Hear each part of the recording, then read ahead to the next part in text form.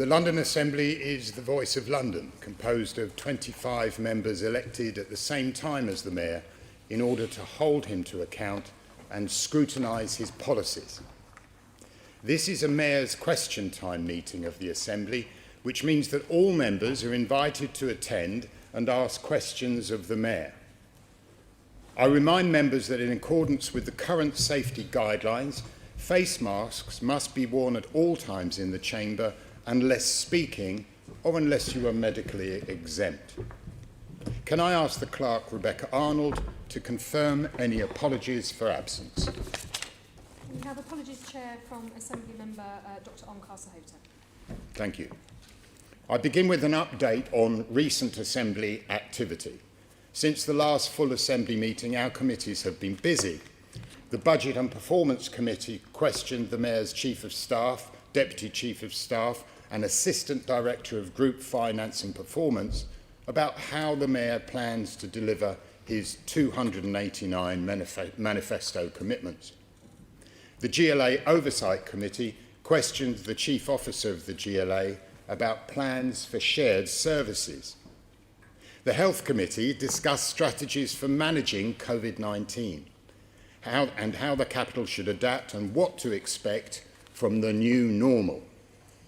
And yesterday, the Police and Crime Committee spoke to the Deputy Mayor for Policing and Crime and the Deputy Met Commissioner about demonstrations, violence against women and girls, hate crime and road traffic policing. Can I ask the Assembly to note the interests set out in item 2? And do Assembly members have any other disclosable pecuniary interests which relate to the items on the agenda for today's meeting or any other relevant interests, including any declarations in relation to gifts and hospitality which are not reflected on the authority's register of gifts and hospitality? I see no one. Item 3 is minutes. Can I ask the Assembly to approve the minutes of the London Assembly's Mayor's Question Time meeting held on the 27th of May 2021 to be signed by me as a correct record? Thank you. Can I ask the Assembly formally to receive the Mayor's report covering the period from the 14th of May 2021 to the 10th of June 2021? The Mayor will now provide an oral update of up to 5 minutes in length on matters occurring since the publication of his report. Good morning, Mr. Mayor. Good morning. Good morning, everyone. It's great to see you all in person again. And as always, I'm looking forward to answering your questions this morning. I'm going to begin by talking about an important campaign we're supporting with the Met Police and Crime Stoppers. It's called Hard Calls Save Lives. And it sees 5 incredibly brave mothers who lost their sons to knife crime joining forces with Crime Stoppers to help prevent more violence on our streets. The campaign is about raising awareness of the devastating impact of violent crime and encouraging those who might not know something about people carrying knives, but who might be uncomfortable about coming forward to contact Crime Stoppers anonymously on 0800 555 111. Every death in our city as a result of violent crime is an utter tragedy, leaving lives destroyed and families heartbroken. The level of violent crime across the country is clearly unacceptably high, and I'm determined to tackle the problem in London by continuing in this second term to both toughen crime and toughen the root causes of crime. Thanks to our efforts, levels of violent crime did start to fall even before the lockdown began. However, we're very concerned about a possible increase in violence over the summer as the lockdown measures are eased. That's why we're taking action now, and I'm continuing to work closely with the police to suppress violent activity at a local level, as well as focusing on prevention programmes that divert Londoners away from gangs and violence. I want to take this opportunity to reiterate my call to all Londoners over the age of 18 to go out and get vaccinated straight away, and for everyone who is eligible for their second dose to get it at the earliest opportunity. It's fantastic news that in London, more than 8 million doses of the life-saving COVID-19 vaccines have now been taken up. and that more than 3 million Londoners have had their second doses. I want to pay tribute to everyone who's been involved in this incredible effort, from our NHS staff, faith groups, community pharmacies and volunteers, to our local authorities, football clubs, community centres and armed forces. However, the job is far from over. We all want to lift the remaining COVID restrictions as soon as possible, but in order to do that, we need another big push to get Londoners vaccinated. That's why I'll be hosting a summit tomorrow with the Vaccines Minister, NHS officials, health, community, faith and business leaders to see what more we can do to accelerate the vaccine rollout and ensure more Londoners are protected. The vaccines really are the only way we're going to win this battle. They're not only crucial to keeping Londoners safe, but key to our economic revival and our route back to doing things we love the most. So once again, I'd urge all Londoners to please book your vaccination by calling 119 or visiting the NHS website or checking the wide range of walk-in options listed on the NHS, local council or City Hall websites. Thank you, Chair. I look forward to answering questions from the Assembly. We now move to the questions on the priority order paper. Each group is allocated an amount of time to ask their questions that is proportionate to their size. The first question is question number 2021-2021. Is it really that number? That's interesting. Which is in the name of Assembly Member Baker about TfL's extraordinary funding and financing agreement. Thanks for your question. The 1st of June agreement with the government is clearly not the deal that we wanted, and it presents a number of serious challenges for TfL and for London. You would have seen, for example, that TfL's credit rating was downgraded last week with the lack of clarity from the government on long-term funding being cited as a cause. This will not only make it harder to secure much-needed investment in London, but this deal is also the only deal that was available on the table, and I had to accept it to keep public transport in London moving. I've been clear, therefore, that my aim remains to secure a sustainable long-term funding deal for TfL, which can support London's economic recovery, as well as help to achieve the government's own aims of a national infrastructure-led recovery, a decarbonised UK, and the levelling up of our economy. The pandemic has shown that TfL can no longer rely so heavily on fares revenue. The simple fact is that the loss of fares revenue due to the pandemic is the only reason TfL needs emergency funding to keep operating, and the government remains the only source of such funding for some time to come. We knew these negotiations were going to be extremely tough, and they were, but we saw off the worst of the conditions the government wanted to impose on London, which would have been equivalent to withdrawing 1 in 5 of London's bus routes, hampering London's recovery. I'm hopeful that as Londoners continue to steadily return to the transport network, and as TfL continues to find new ways to reduce costs and become even more efficient, the organisation will return to the level of financial sustainability it had achieved before the pandemic and go even further in future. This won't be easy. It will mean making some tough choices, but TfL's hard work in the coming months will allow it to continue to play a central role in our recovery and London's future. Transformative projects like the Elizabeth Line, the extension of the Northern Line and the rebuilding of Bank Station are forging ahead, as are projects to avoid a car-led recovery, improve air quality and encourage active and sustainable travel. Thank you, Mr Mayor. Mr Mayor, you may be aware that a fortnight ago the Assembly Labour Group produced a report, the TfL funding settlement, another short-term sticking plaster, and in it we made several recommendations, the first of which said the government should offer the TfL an 18-month deal with no strings attached, similar to the deal train operating companies outside London received. Was that ever on the table? Did the government ever offer you such a deal? No, they didn't. One of the things that we asked for was parity of treatment. Just like you mentioned how privatised train operating companies got the blank cheque for 18 months. We asked for something similar. We didn't mind the cheque not being blank, but a long-term deal or even a medium-term deal was clearly far better for TfL than the 6-month ad hoc deals with draconian strings. We're hoping, though, that with the CSR this autumn we'll be able to get a decent deal for a decent length of time after that. And we're going to work closely with the DfT in advance of the CSR to make sure we have the right arguments to present to Treasury. Thank you. Thanks, Mr Mr Mayor. And one of our other recommendations was that Londoners should have a say on any future deal, on the level of funding offered and the conditions attached. Would you support giving the public a say on that? Yeah, I think they had this say on May the 6th. They want a Mayor of London standing up for our city rather than in the pocket of the government. And that means making sure that we argue the case for London. And it's very important for the government to realise that a national recovery can only happen with a London recovery. And when you speak to businesses across our city, that can only happen with TfL firing on all cylinders. But I'm more than happy to have the government listen to Londoners who will be crucial in our nation's recovery. Thank you. Thank you, Mr Mayor.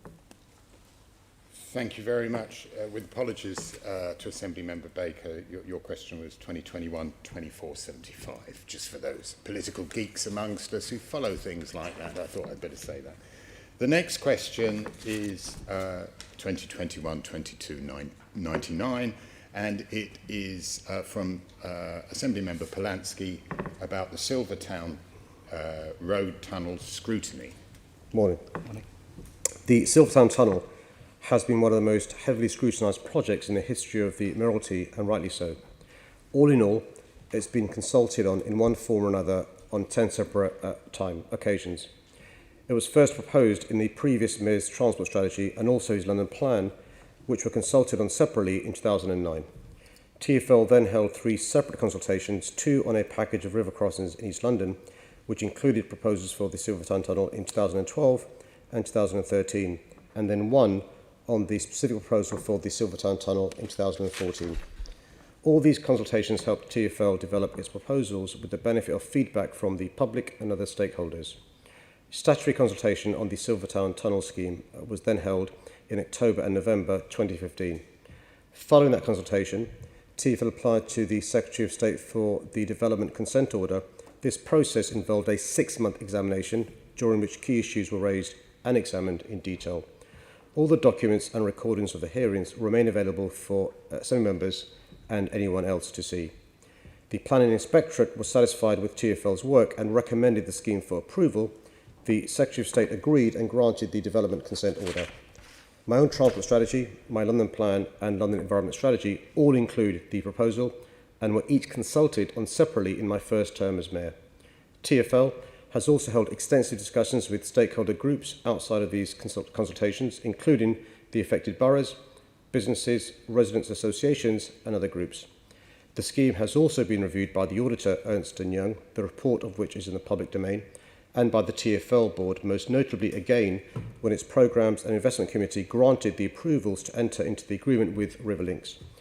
This looked at the whole case for the scheme and was supported by assurance within TfL, an external expert, and the Independent Investment Programme Advisory Group.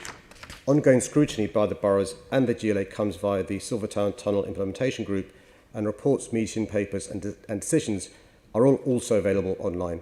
As a result of this extensive consultation and engagement and my own review of the project, the scheme is very different to the one originally envisaged, with better public transport, walking and cycling provision, concessions and discounts for local people, support for local businesses, and stronger environmental commitments for construction.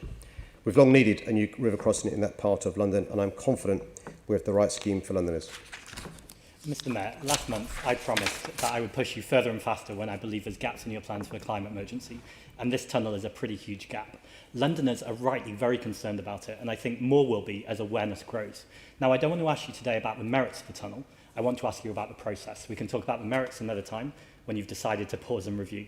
Now, you gave an extensive timeline there, and you said that it's been consulted in one form or another. Can I confirm that my understanding is the last time there was a consultation on this, which involved the public, was the statutory consultation in 2015, opened under the previous mayor, which was over half a decade ago? No. When was the public last involved? Well, they've been involved on 3 more recent occasions at least. One is my transport strategy, which included details of the Silvertown Tunnel. Secondly, was my environment strategy, which included the details. And thirdly, was my London Plan. Separately, there have been extensive consultations with key stakeholders, including with residents groups, including with sorry businesses. To interrupt you again, including, Mr. well, Mayor, you can't ask a question and interrupt me there's an answer because you don't like the answer. Those three answers That's the way are it fair works. enough. You ask the question, I give you an answer. No, but there's a Sometimes really you don't important like point it, there. You're we have talking a about discussion packages, about it. and those packages involved a walking and cycling bridge. It involved two new railway lines, a ferry crossing, and actually all of those have been cancelled from those consultations, and all we're left with is this motorway tunnel. And Londoners are furious. And local representation, that's 3 MPs plus the directly elected Newham mayor, all disagree with this and wanted a comprehensive review, which was not delivered in any of those extra consultations. Now, opposition to this is growing by the day. How loud does this opposition need to be for you to pause and reflect and speak to actually those Labour MPs? These are your own colleagues, Mr Mayor. Well, the other example of a huge consultation I didn't mention was the mayoral elections, where the two main candidates and the second candidate got far more votes than the candidate who came third, both were in favour of the Silvertown Tunnel on every occasion where the Green candidate had the chance to speak. And there were many debates. She raised the issue of the Silvertown Tunnel. And another example of the response for the Londoners that you claim to care about was the overwhelming return of votes for both the Conservative candidate and the Labour candidate. So we can talk about the various occasions we've consulted Londoners over the last number of years, not least the last 5 years whilst I've been mayor, and the previous 4 years in the second term of the previous mayoral candidate, the previous mayor, I beg your pardon, of London. And what we've done since I was elected mayor is to improve the scheme. So, for example, sorry, can I get back to the election, the most unreliable. Well, you asked the question. Proactively, Chair, are you proud of this tunnel, Mr Mayor? How many times did you bring it up during the Assembly Member Polanski, you must allow the Mayor to answer the question. They're quite long answers, Chair. Well, Perhaps the Mayor can answer concisely. yeah, well, the Tory candidate and the Labour candidate did far better than the Green candidate. But the Green candidate mentioned this Silvertown tunnel proactively, and that was actually agreed with. I don't think you mentioned this tunnel once unless it was defensively. Why don't you listen to these Londoners and pause and reflect? Will you even meet the campaigners? They've not been met since 2019 by Heidi Alexander for about 40 minutes, and there were 5 of them in the room. My final question, will you accept a decline, an invitation with local residents who want to meet you to talk about this? Well, Chair, the way it works, as you know, somebody who's an experienced member of the Assembly, is you don't get to frame the answer when you ask the question. And I've been quite clear in the answer I gave to the question asked by the new member of the Assembly. The copious amounts of consultation both the previous mayor and myself have done over the last number of years, the last 8 years in fact, there have been regular consultations. We've taken aboard many of the issues raised by Londoners, which is why the scheme that's now being constructed is far better than the original scheme envisaged in 2009. And I'm keen to make sure we continue to listen to those Londoners, which is why we're having, for example, although it's not Chair, I know the Mayor has not accepted the invitation and I'm out of time, so no further questions. You're answering another question. The Assembly member specifically asked you one question about whether or not you would meet with residents of Silvertown Tunnel. Exactly. Well, the Deputy Mayor and I regularly meet with residents in that part of London, including the MPs that the member seems to care quite passionately about, and the councillors as well, and I'll continue to meet with representatives from the community, including the MPs and the council leaders as well. Thank you, Mr Mayor. The next question is 2411 in the name of Assembly Member Fortune. What plans do you have to reopen? Oh, it's concerning the ULEZ. Sorry, I'm not going to read your question. ULEZ. Thank you for your question.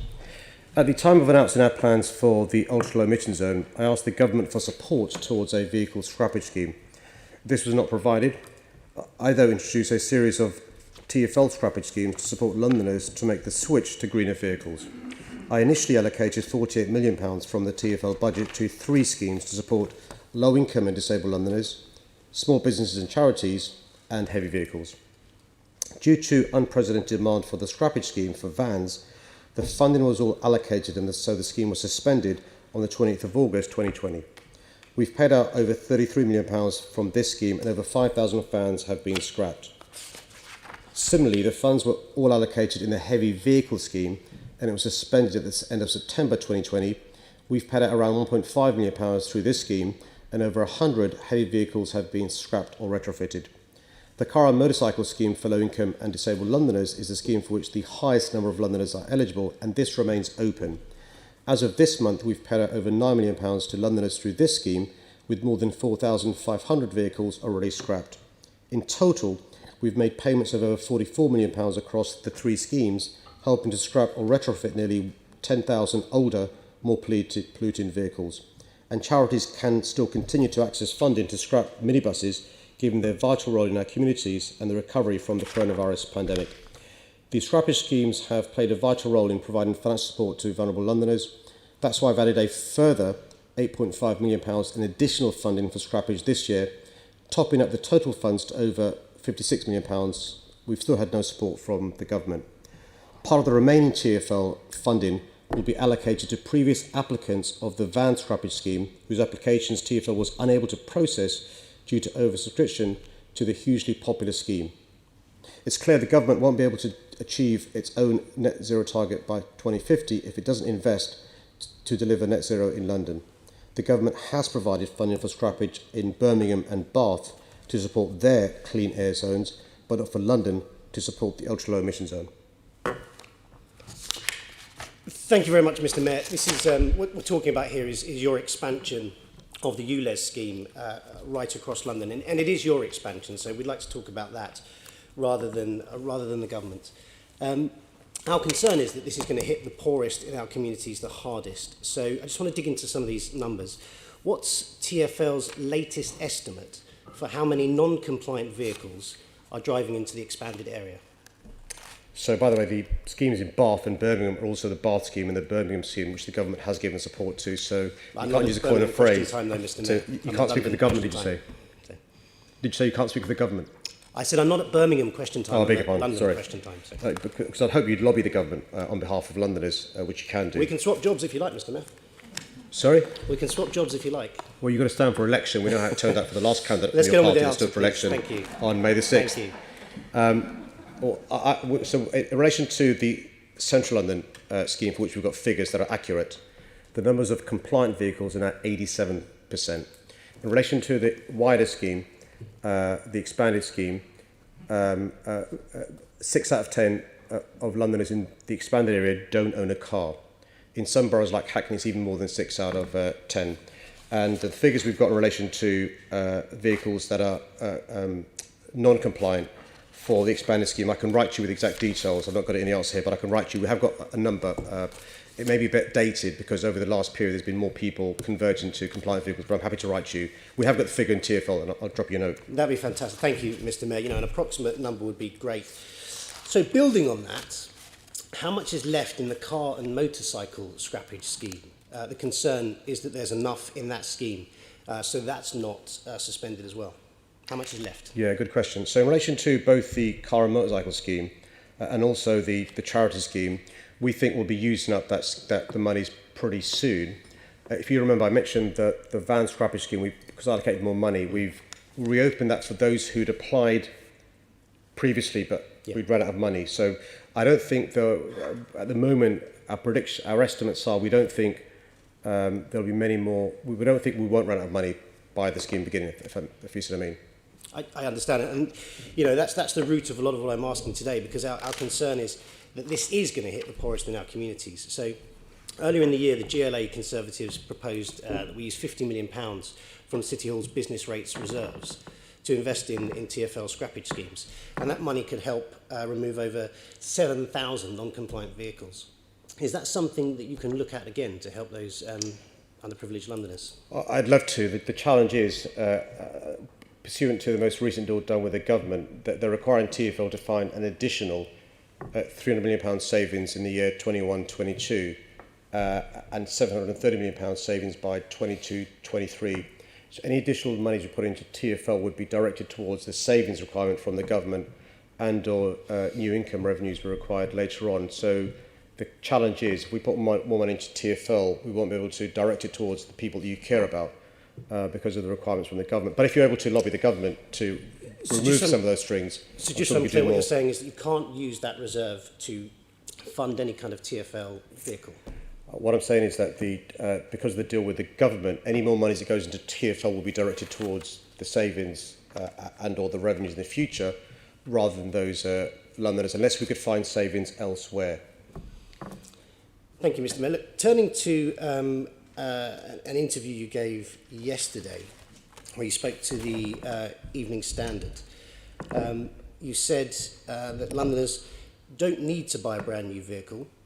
They can buy a second-hand vehicle, which is a little bit confusing. That's suggesting that we take money out of the hands of the poor and send it to sort of used car salesmen. You went on to say that the The good news is that for your vehicle to be ULEZ compliant, it's not that expensive. You don't need to buy a new car. All you need to do is have a petrol car that's newer than 2005 or a diesel car more recent than 2015. Mr Mayor, wouldn't you agree that good news would be providing some extra support for Londoners? I think that's the point you should make to the Chancellor and to the Secretary of State for Transport, who appears to be wanting to punish Londoners who are crucial to our country's recovery. They're points I've made regularly to the government. I think you're right. We shouldn't be punishing the poorest Londoners. That's one of the reasons why we're keen to fix the air in London. The issue of poor quality air is an issue of social justice. It's the poorest Londoners, least likely to own cars, who suffer the worst consequences of poor quality air. It's the poorest children who have the stunted lungs and the poorest adults who have asthma. Absolutely, we understand that. And it's not that we're talking about. We're talking about the charge for the poorest people in London. And it seems that they've got two options. Their option is to pay the daily charge, or to pay a sort of after daily charge where they go and buy a new car. And we don't think this is a great thing for Londoners to do, to sort of suggest that they go down to some sort of second-hand car showroom. Would you please look again at our proposals to help those Londoners because they really do need that support? Chair, I'm always happy to look at good suggestions, and I'm more than happy to look at any recommendations you've got to try and address the issue of poor quality air in London at the same time as helping poorest Londoners. Thank you, Chair. Assembly Member Baker. Mr Mayor, your submission to the October 2020 spending review included the creation of a national £1.5 billion clean air fund to enable cities to fairly implement clean air zones and tackle emissions, including through vehicle scrappage and retrofit schemes. In terms of funding for London, it is proposed that this should at very least match the existing £52 million scrappage scheme in the capital. What response have you received from the government on this, and would it be better for the funding to come from central government instead of using the GLA's business rate reserves? Absolutely. I mean, what we're doing is, using finite resources that are very limited to do a job that really the government should be doing with a targeted national diesel scrappage scheme. And it begs the question: how can you be a member of this assembly and not be arguing London's case and be happy for Bath and Birmingham to get preferential treatment and not think it's an issue? I think a national diesel scrappage scheme would help with our objectives of decarbonising our economy, of fixing the air in our city and our country, but also addressing the climate emergency that we face. In the year of COP26, I'm hoping the government reconsiders and gives support across the country for all cities and towns to clean up their air. Thank you.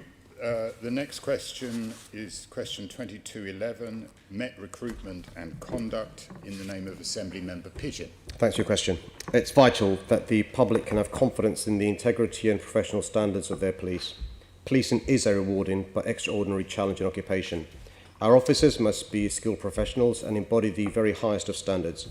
The public expects and deserves no less. The Met Police Service is working hard to attract and recruit a diverse range of candidates with the aptitude and skills to police our global city. I want police officers to join the MPS out of a passion to serve their community and with the drive to perform an outstanding job. To help achieve this, the MPS operates robust recruitment procedures that have been developed with the College of Policing. Potential candidates must meet academic standards and complete a variety of online and in-person assessments, including interviews, role plays and situational judgment tests. Candidates are also subject to rigorous security vetting, the guidelines of which are established nationally for all police forces to operate within. Both the Commissioner and I expect the very best of officers and the highest levels of conduct and personal integrity. Unfortunately, we know in some cases officers fall short of the standards we expect of them. The Commissioner is committed to rooting out and addressing any failure in professional standards and recognises that it's only with the support of the public that the police can prevent and solve crime. The MPS has assured me that the responsibility to stand up for the values of integrity, compassion and courage is made clear to every officer and member of staff. This is reinforced through training and during promotion courses. The MPS Department of Professional Standards also proactively engages with groups across the MPS to reinforce the principles officers must uphold. This is a really important issue, and neither the Commissioner nor I take the professional standards of the MPS for granted. We're both aware that this is something that has to be worked at every day to maintain the confidence of the public. I'll continue to challenge and support the MPS to develop its recruitment processes to ensure London has skilled professional officers who properly support the communities they serve. Lovely, thank you for your answer. The Met is filled with committed and dedicated officers, but I'm concerned that in recent months we've seen increasing reports of serious misconduct. We have seen officers involved in such things as taking pictures of murder victims, attempting to engage in sexual activity with a child, stealing drug money, and assault and rape. And of course, we've also had the tragic events surrounding Sarah Everard and the report into the Daniel Morgan case. Do you share my concern over this pattern of incidents? And what are you doing to understand why we are seeing such serious misconduct within the Met? Not only do I share those concerns, I'm sure I speak for the senior management of the MPS, they share those concerns as well. I've talked about some of the steps the police are taking in relation to recruitment, but also the steps they're taking when officers join the police service. And it's really important when failings are revealed that that action is taken. The Met Police Service does take very seriously the failings you've highlighted and is addressing them. I understand, there will always be cases of officers breaking the law or acting improperly, a very small number, I'm sure. But the scale and the seriousness of some of the more recent reports and cases has given me huge cause for concern. And I think it will undoubtedly, as you mentioned earlier, be contributing to the fall we've seen in public confidence in the Met. Will you work with the Met to review the application and recruitment process and the companies that are used to assure yourself that it is sufficiently robust? Yes, I've checked the issue of how police officers are vetted in relation to the vetting code of practice, in relation to the approved professional practice, which is a national vetting process, in relation to the MPS has their own vetting unit and the MPs has their own vetting board.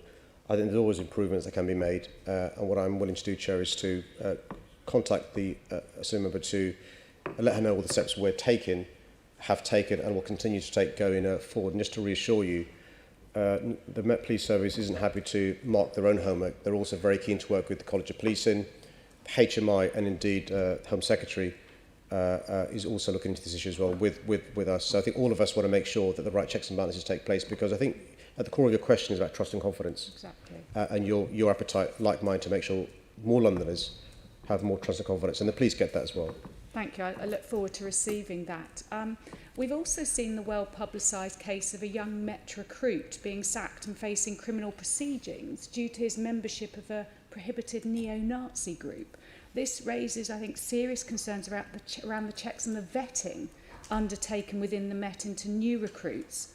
The Daniel Morgan report recommends better vetting of officers and that the Met should implement a requirement for police officers to register their membership of any organisation, including the Freemasons. Considering the large number of new officers currently being recruited, will you support the implementation of these recommendations in the Met? Well, firstly, for the sake of convenience, Chair, I think it is important to just remind colleagues that it was the police themselves who discovered this officer had lied about his membership of the prescribed organisation, and the police are looking at what more work they can do to proactively catch people who lie when they apply to join the police service, and they'll carry on doing that. And it's something that I know is a source of concern to those that head the counter-terror unit. The Met Police are quite clear. Under existing police regulations, officers must refrain from any activity that interferes with the impartial discharge of their duties or the impression of impartiality, and that goes towards, of course, the issue you raised about Freemasons as well. In relation to the Daniel Morgan panel, who did an exhaustive piece of work over a number of years, we are looking very carefully at the 1,200-page report. The Home Secretary has asked HMI to look into the report and has asked the Met Police Service for a response, and we're also waiting for a response from the MPS in relation to that. We'll just make this one point in relation to Morgan. Horrible murder of Daniel Morgan, and sympathies to the family. The main criticisms of the police in the Morgan case go back a number of years, and the police service in 1987 is very different to the police service in 2021.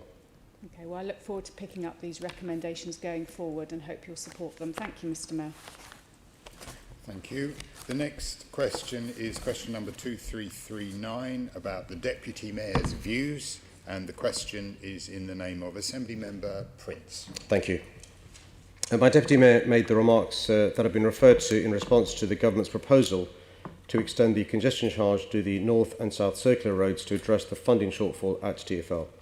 This proposal would have increased the size of the congestion charge zone by 18 times to cover all of inner London and would have brought an additional 4 million Londoners into the congestion charge area. A £15 charge for every journey by car in this area would not have been appropriate or proportionate.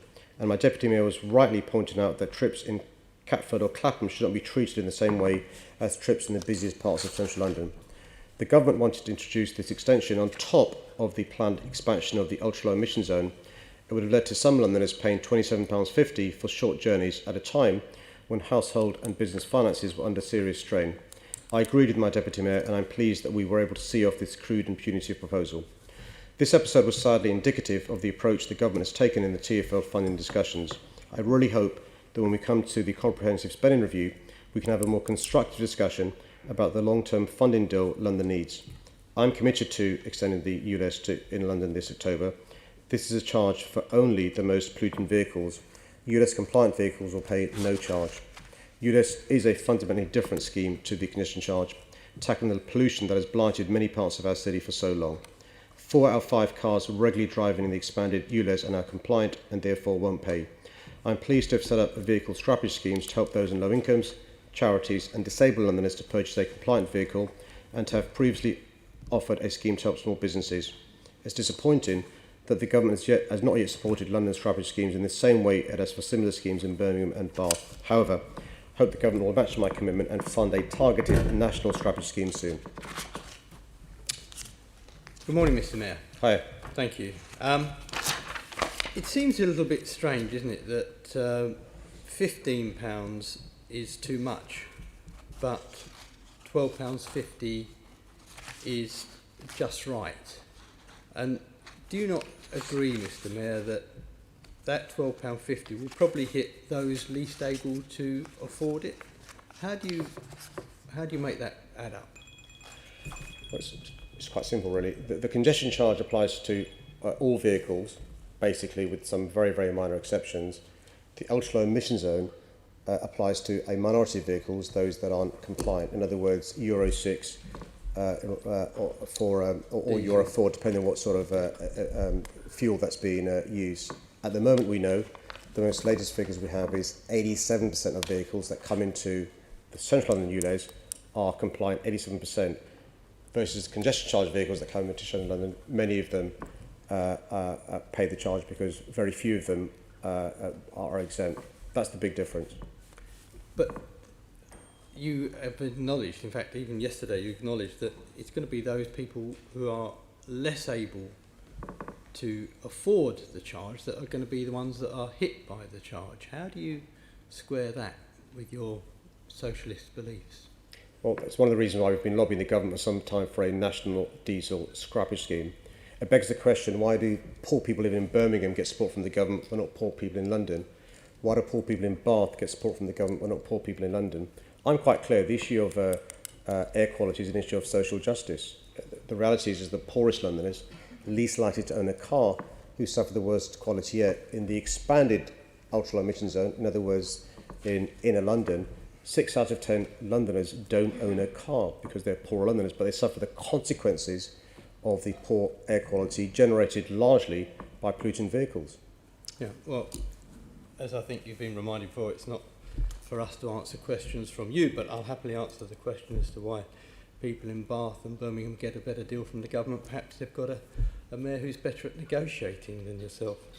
All I will say, though, Mr. Mayor, is that you're going to hit poor people. You've actually identified that, well, your solution, of course, is for them to just go out and buy another car. Well, do you honestly think that people who can't afford to pay £12.50 are going to be able to afford to buy a new car? Or is it perhaps, Mr. Mayor, a case of, as there's no bread, let them eat cake? So I think the points you're making are points why we've been lobbying the government for a national diesel scrappage scheme to help those who still need their car and can't afford to make the conversion required, and they can't, for good reasons, give up their vehicle altogether. We're keen to encourage more and more people to not have polluting vehicles. The polluter polluter pay principles is one I subscribe to. If you have a vehicle that's emitting nitrogen dioxide, nitrogen oxide, particulate matter, and carbon emissions, and you're causing children to have stunted lungs, adults have a whole host of health issues from asthma to cancer to heart disease, you should be aware of the consequences of what you're doing. And if you're unwilling to change your car or give up your car, pay extra. Now, what we're saying to the government is we recognise there are some particularly poor Londoners, some disabled Londoners, some small businesses, micro businesses, some charities who may need assistance. In the absence of government support, we've managed to find £56 million. We could find even more if there weren't big strings attached to the deal with the government.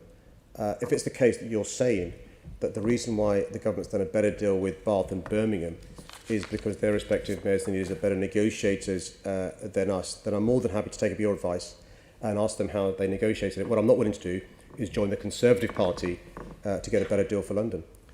Mr Mayor, we wouldn't have you, but thank you very much indeed. Assembly Member Duval. Mr Mayor, I get more and more confused whenever the Assembly Member, Keith Prince, the Tory Transport spokesman, speaks about issues on transport and the issues relating to ULEZ or even issues relating to the government's deal. So on ULEZ, I think it was my member to my side of me that said history will come to be told of those who are on the side of ULEZ. I'm still confused whether the Conservatives support ULEZ in its form about that it's a public health measure that will make the most impact in reducing poor air quality. Are you clear which position they take on ULEZ? It depends which Conservative you speak to, which day of the week, and who they got on speed dial. I'm quite clear in the meetings I've had with members of the Cabinet, many of them are in favour of policies like the ultra-low emission zone that are helping clean up the air in London. That's one of the reasons why they're supportive of clean air zones across our country. The issue is, unfortunately in the Assembly, we haven't got cross-party support to lobby a Conservative government to fund a national diesel scrappage scheme. And to hide their embarrassment, you have all this sort of silly political questions at Mayor's Question Time. The issue is the one you've raised and that Leonie Cooper's raised over the last 5 years. The Conservatives need to answer the question, what are their policies to clean up our air in London? We saw during the last few weeks during the campaign, policies like over the course of 100 days, having all 9,000 of our buses electric, clearly not realistic, although if you give me the cash, I'm more than happy to do so, or other policies that are simply fantastical and not deliverable. We've shown over the last 5 years, you saw the words of Dr. Gary Fuller yesterday. He's a leading public health expert. He said in his 28 years of practice, he's never seen policies that have cleaned up the air as quickly as our policies have over the last few years. And of course, I mean, the silence is deafening from the Assembly member, but he gave an interview on the 2nd of June 2021. It was on BBC London, Drive Time appropriately, it's called, which I can only describe, if members want to look at it, as an anti-Londoners rant. If only more and more Londoners could listen to it. He talks about paying for extras. Over 18 concessions and over 60 concessions are extras in his view. He doesn't say whether he supports them, but he says Londoners should pay for them. Just in terms, do you think he should clarify the position for the Conservative group, whether they support concessions for under 18s or for the over 60s, which I think is a privilege of reaching that age? And actually, thank you for finding a solution that protects those services from the Conservative government that they wanted to change and give us the bare minimum that the rest of the country, that Assembly Member Prince thinks it's okay for us to have. Yeah, well, I think if you claim to care about poor Londoners affected by a policy to clean up the air, it begs the question, why don't you care about poor parents having to pay the fares of their children, which would happen if the free bus travel was taken away from the children? And similarly, poor Londoners above the age of 60 who'd have to pay for the free travel as well. It's quite clearly posturing. And what I'd ask our friends in the Assembly to do from What, protecting families from paying Can more? I think you're doing a good job on this issue, Mr Mayor. Can and I more and more intervene? people should come on and be on board with it. Or tell us what they really believe. Because you don't believe in concessions, do you? Assembly Member Duval, this is the Mayor's question time. It's not Sorry, an I was oppor- interrupted, Chair. You could have intervened and stopped that interruption. But thank you, Mr Mayor, for the way that you've answered the question. Time. It's not. Can I remind members this is not the opportunity for questioning other members. We have plenaries for that kind. Chair, I asked for clarifications of what the Mayor's view is, what the positions are of people in this Assembly. I think it's right that we should seek the Mayor's views. That's what questions do. I hope the clock's not running on this, because your intervention, thank you, around that should come off your time, not my time. Assembly Member Cooper. Mr Mayor, thank you very much for your answer to Assemblymember Duval.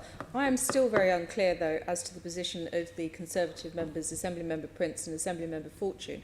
You mentioned government support, and they replied with some nonsense about small amounts from business rates, which would just go towards the TfL deficit, as you described. It's actually not really government support, though, is it? Londoners pay in £500 million a year as vehicle excise duty. So all we're saying, and I'm very surprised that Assemblymember Prince, as their transport spokesperson allegedly, doesn't fully support the repatriation of our vehicle excise duty paid by us as Londoners to help us deal with these issues. Don't you agree that they are just playing politics with this issue? I mean, it's the poorest Londoners who own a vehicle who pay road tax, vehicle excise duty, are subsidising people across the country. We get no money back in relation to fixing our roads. In fact, it's fare payers in London using tubes, buses, trams, overground who have to pay for the repairs on our roads. And all we're saying to the government is, if you're asking us to find more revenues, if you're asking us to make more savings and to find additional revenues going forward, at the very least you can do is allow us to keep the monies you raise from London car drivers. Thank you, Mr Mayor. Assembly Member Prince. Yeah, point of personal explanation. I don't know where Assembly Member Cooper's been over the last year or so, but I think you're... sorry, thank you, Mr Mayor. It's like forgetting to unmute, isn't it, really? Although I don't suppose too many people are bothered about that. Sorry, as a point of personal explanation, I don't know where Assembly Member Cooper has been over the last few meetings, but I'm sure you will recall, because we agreed to work together, Mr Mayor, that I actually asked you to do a joint letter with myself and other leads to the Secretary of State in order to repatriate that £500 million. So I don't know how you can say, Assembly Member Cooper, that I didn't. However, it was quite interesting that when the letter went out, my name wasn't included on it. But hey, there you go. Thank you. Points of personal explanation should be nice and concise. Assembly Member Hall. Thank you, Chairman. Can I just say, we do not make comments on what Labour members say. We don't comment when they throw easy questions constantly to the Mayor. I think it's quite outrageous to question our position on things when you know we're on a clock, and the purpose of this meeting is to ask the Mayor questions. Can we go back to doing that? Because that's what we're here for today. Yeah, Assembly Members, we have... Sorry, the point of explanation I thought should not have come off the clock. I sought clarity for that. The intervention from the Conservatives should have come off. That wasn't a point of explanation, that was following on. That should have come off their time. But I'm sure it did. So my understanding of the timing is that questions to the Mayor and answers come off the clock. Assembly Members, we've got a bureau tomorrow. We can probably thrash this out, but I will once again... I'm entitled to ask the questions that I'm entitled to ask the Mayor. You are and I stand by that. I stand by that. I just wanted to clarify about the role of point of explanations not coming off time. And I accept the advice of the clerk. I'm not sure. Have we got a point of explanation? Because in response to Keith Prince naming Leonie Cooper. I get that. But really, can we refocus on questioning the Mayor, if that's possible? I'm happy to move on. Chair, but I don't agree that the points that Assemblymember Hall should also not be on the clock. I'm sure you don't, but that's come off your time now. Let's move on to question 2538, London's retail and hospitality sector, and that's in the name of Assemblymember Hirani. Thanks for your question. London's retail and hospitality sectors have been hit hard by the pandemic, been forced closed for many months, and even now been squeezed by the need for social distancing and a significant loss of footfall, particularly in central London. Pre-pandemic, these sectors were a big part of what made London so special, and I'm determined that will be true for years to come. While not out of the woods yet, we're now able to enjoy retail and hospitality safely, and I'm urging Londoners and visitors from across the country to experience all our city has to offer this summer. That's why I launched Let's Do London, the capital's largest ever domestic tourism campaign, designed to drive footfall and spending across our city. London Eats, the first phase of Let's Do London, focused on the city's diverse food and drink offer, and there is more to come, including a summer of family fun and London Lates events at London tourist destinations. As restaurants and other hospitality venues start to reopen, many businesses are struggling to recruit chefs and other key roles, in part because of EU workers having returned to their country of origin during the pandemic.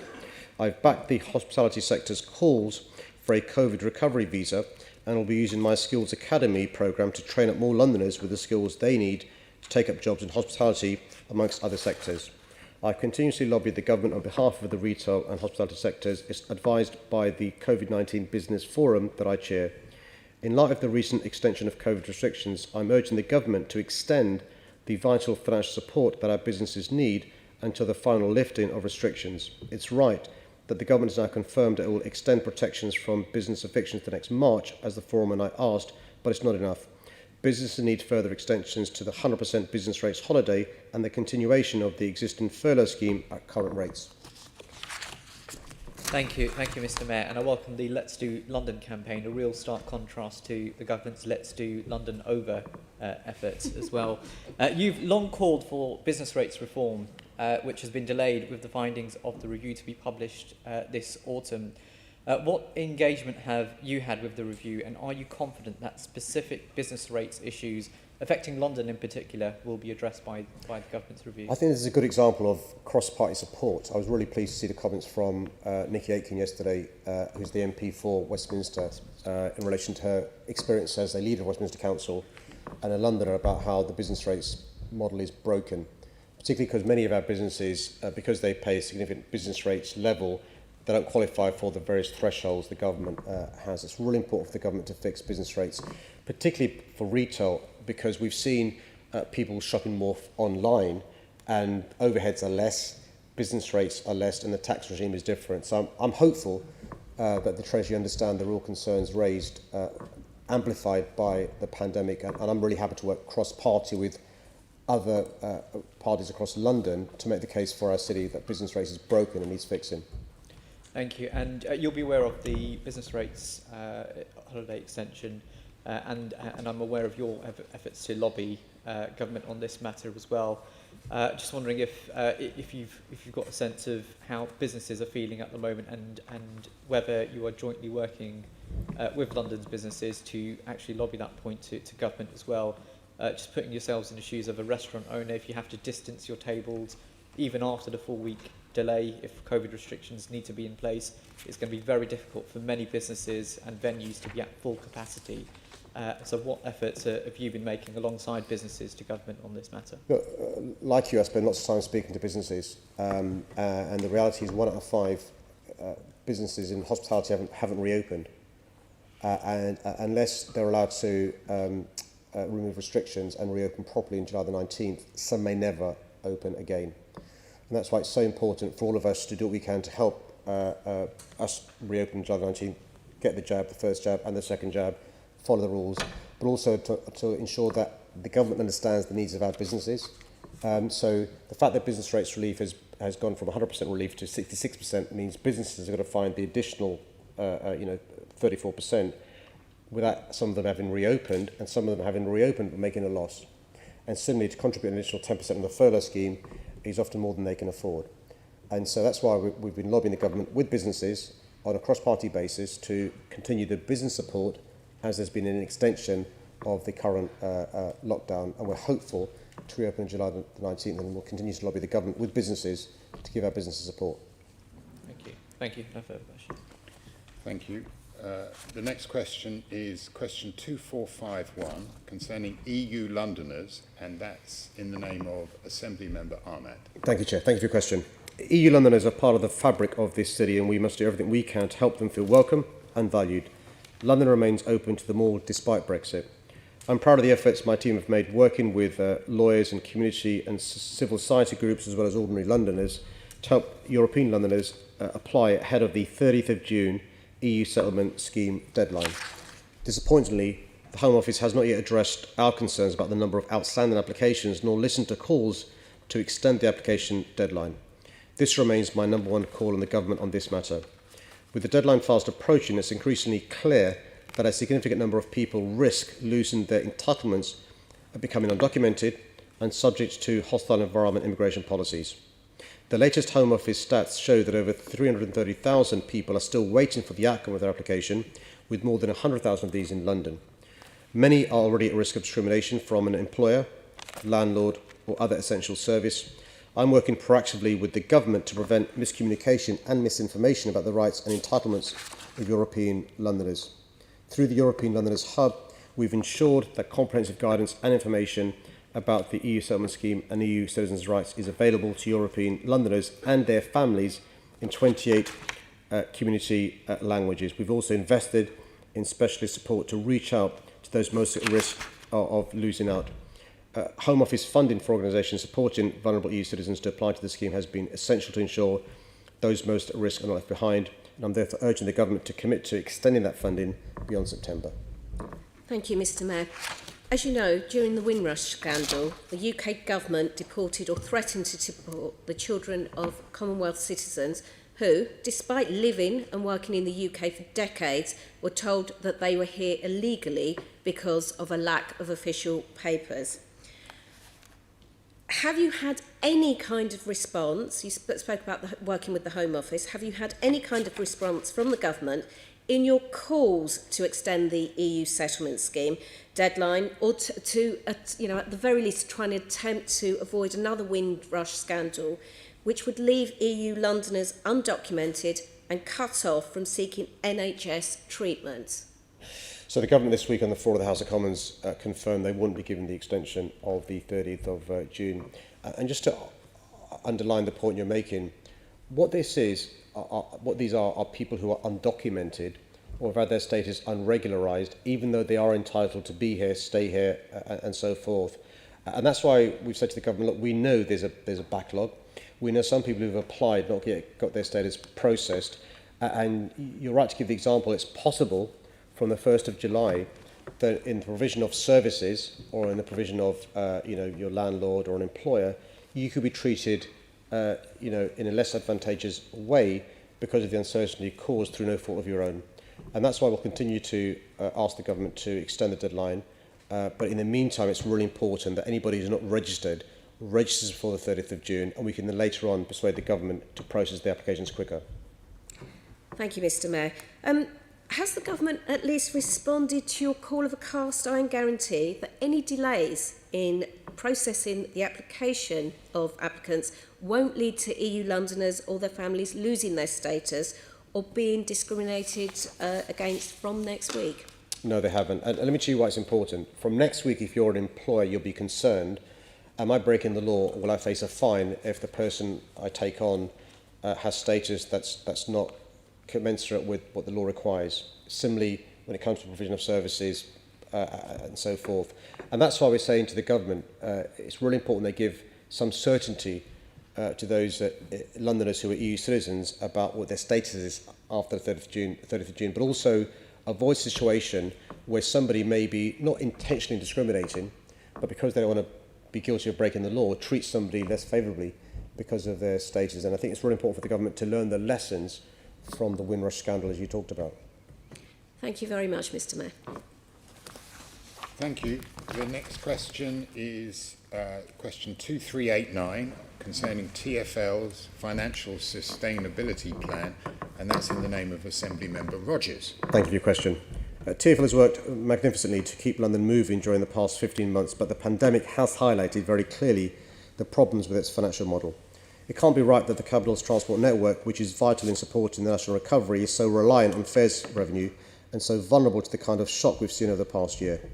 Before the pandemic, we made good progress in fixing the mess that had been left by the previous mayor. TfL's deficit had been reduced by 71% and reserves increased by 13%. The latest funding and financing agreement with the government provides core funding of £1.08 million from the 31st of May to the 11th of December and means TfL can continue to operate the services to support London's recovery and progress planned improvements like the Elizabeth Line, the Northern Line extension and the extension of the London Overground to Barking Riverside. The agreement requires TfL to achieve financial sustainability a year earlier than set out in its financial sustainability plan. This means that by April 2023, TfL would cover the costs of day-to-day operations, maintenance, renewals and financing. The agreement also requires TfL to find very substantial savings this financial year compared to the budget agreed in March. This is a challenge that TfL will be working through in the coming months. The first step is for TfL to produce a revised budget for consideration by the TfL board in July. That revised budget will constitute TfL's latest financial plan, so there is no need and indeed no requirement from the government to develop another separate financial sustainability plan. The revised budget and the revised long-term capital plan, which has also now been updated, will then determine what funding TfL will need to lobby the government for in the comprehensive spending review this autumn. In the meantime, TfL is working hard to rebuild revenue by enabling people to return to public transport safely. TfL's commitment to operating safe, frequent, clean, well-managed and welcoming services is key to rebuilding ridership. But it remains very clear that sustainable long-term funding support for TfL will be essential. Even the government has acknowledged that London cannot be expected to meet all of its transport investment requirements alone. Morning, Mr. Mayor. Thank you very much for your answer there. So a number of options have been proposed to put TfL on the path to financial sustainability. And I wonder if perhaps you can say what progress you've made in some of those options. For example, reforming TfL pensions? So one of the things that we're doing is the government's asked us to do a business plan about what we can do at pensions going forward, and we're working closely with the government and our trade unions there. But it's something that is being looked at, and I think in due course TfL will be responding to the government. There's a timeline by which they've been asked to give the government a response, and we're working towards that. But how much work has been done so far? How much progress have you made? Oh, a lot. I mean, to give TfL credit, even before the issue of the pandemic, TfL looking into the future of the pension scheme, but clearly we need to do lots of work in relation to reassuring the government, and that work is ongoing. Thank you. Another option that's been raised a number of times is commercial sponsorship on the tube. What work has been done on that as part of financial sustainability? I mean, TfL's advertising estate, which is an example of revenue, is one of the most successful in the world. Similarly, our property portfolio as well. But you'll appreciate with the reduction in the footfall, if you're an advertiser, not unreasonably, you're less keen to advertise on an area seen less by customers. And so what we're trying to do is, at the same time as increasing commercial opportunities, commercial revenue, sponsorship is one of them, is to increase footfall, and both of them are things we're working on at the same time. Thank you. Thank you, Mr. Mayor. Assembly Member Baker. Thank you, Chair. Mr. Mayor, the Secretary of State for Transport has said that TfL's January 2021 Financial Sustainability Plan does not appear to engage with the majority of the recommendations made in the TfL independent review. Can I ask you about the government's engagement? The review says we do not recommend significant service reductions. So why is the government forcing TfL to conduct a review that requires TfL to be in a position to reduce service levels? Yeah, we've explained to the government they've got to be a bit careful in relation to trying to make savings by reducing services. Because what you're doing is you're making it less attractive for people to return to public transport, which means less chance to increase fares revenue, which is what we need in the short to medium term as well as the long term. One of the options we had was to reduce bus services. In relation to one of the conditions that the government were keen to attach about savings in perpetuity, would have meant 1 in 5 buses being lost, or indeed one of our 12 tube lines being closed down permanently. That's not the right way to go in my view. What we want to do is encouraging people back to public transport. That's one way to avoid a car-led recovery. We're pleased the government's listened in relation to that particular condition. We think it's not a good idea to reduce services for the reasons you allude to, and we're hoping we can persuade the government when it comes to the CSR this autumn that the way to make TfL financially sustainable is not to reduce services, but to make sure that we can find other ways to diversify how we fund TfL.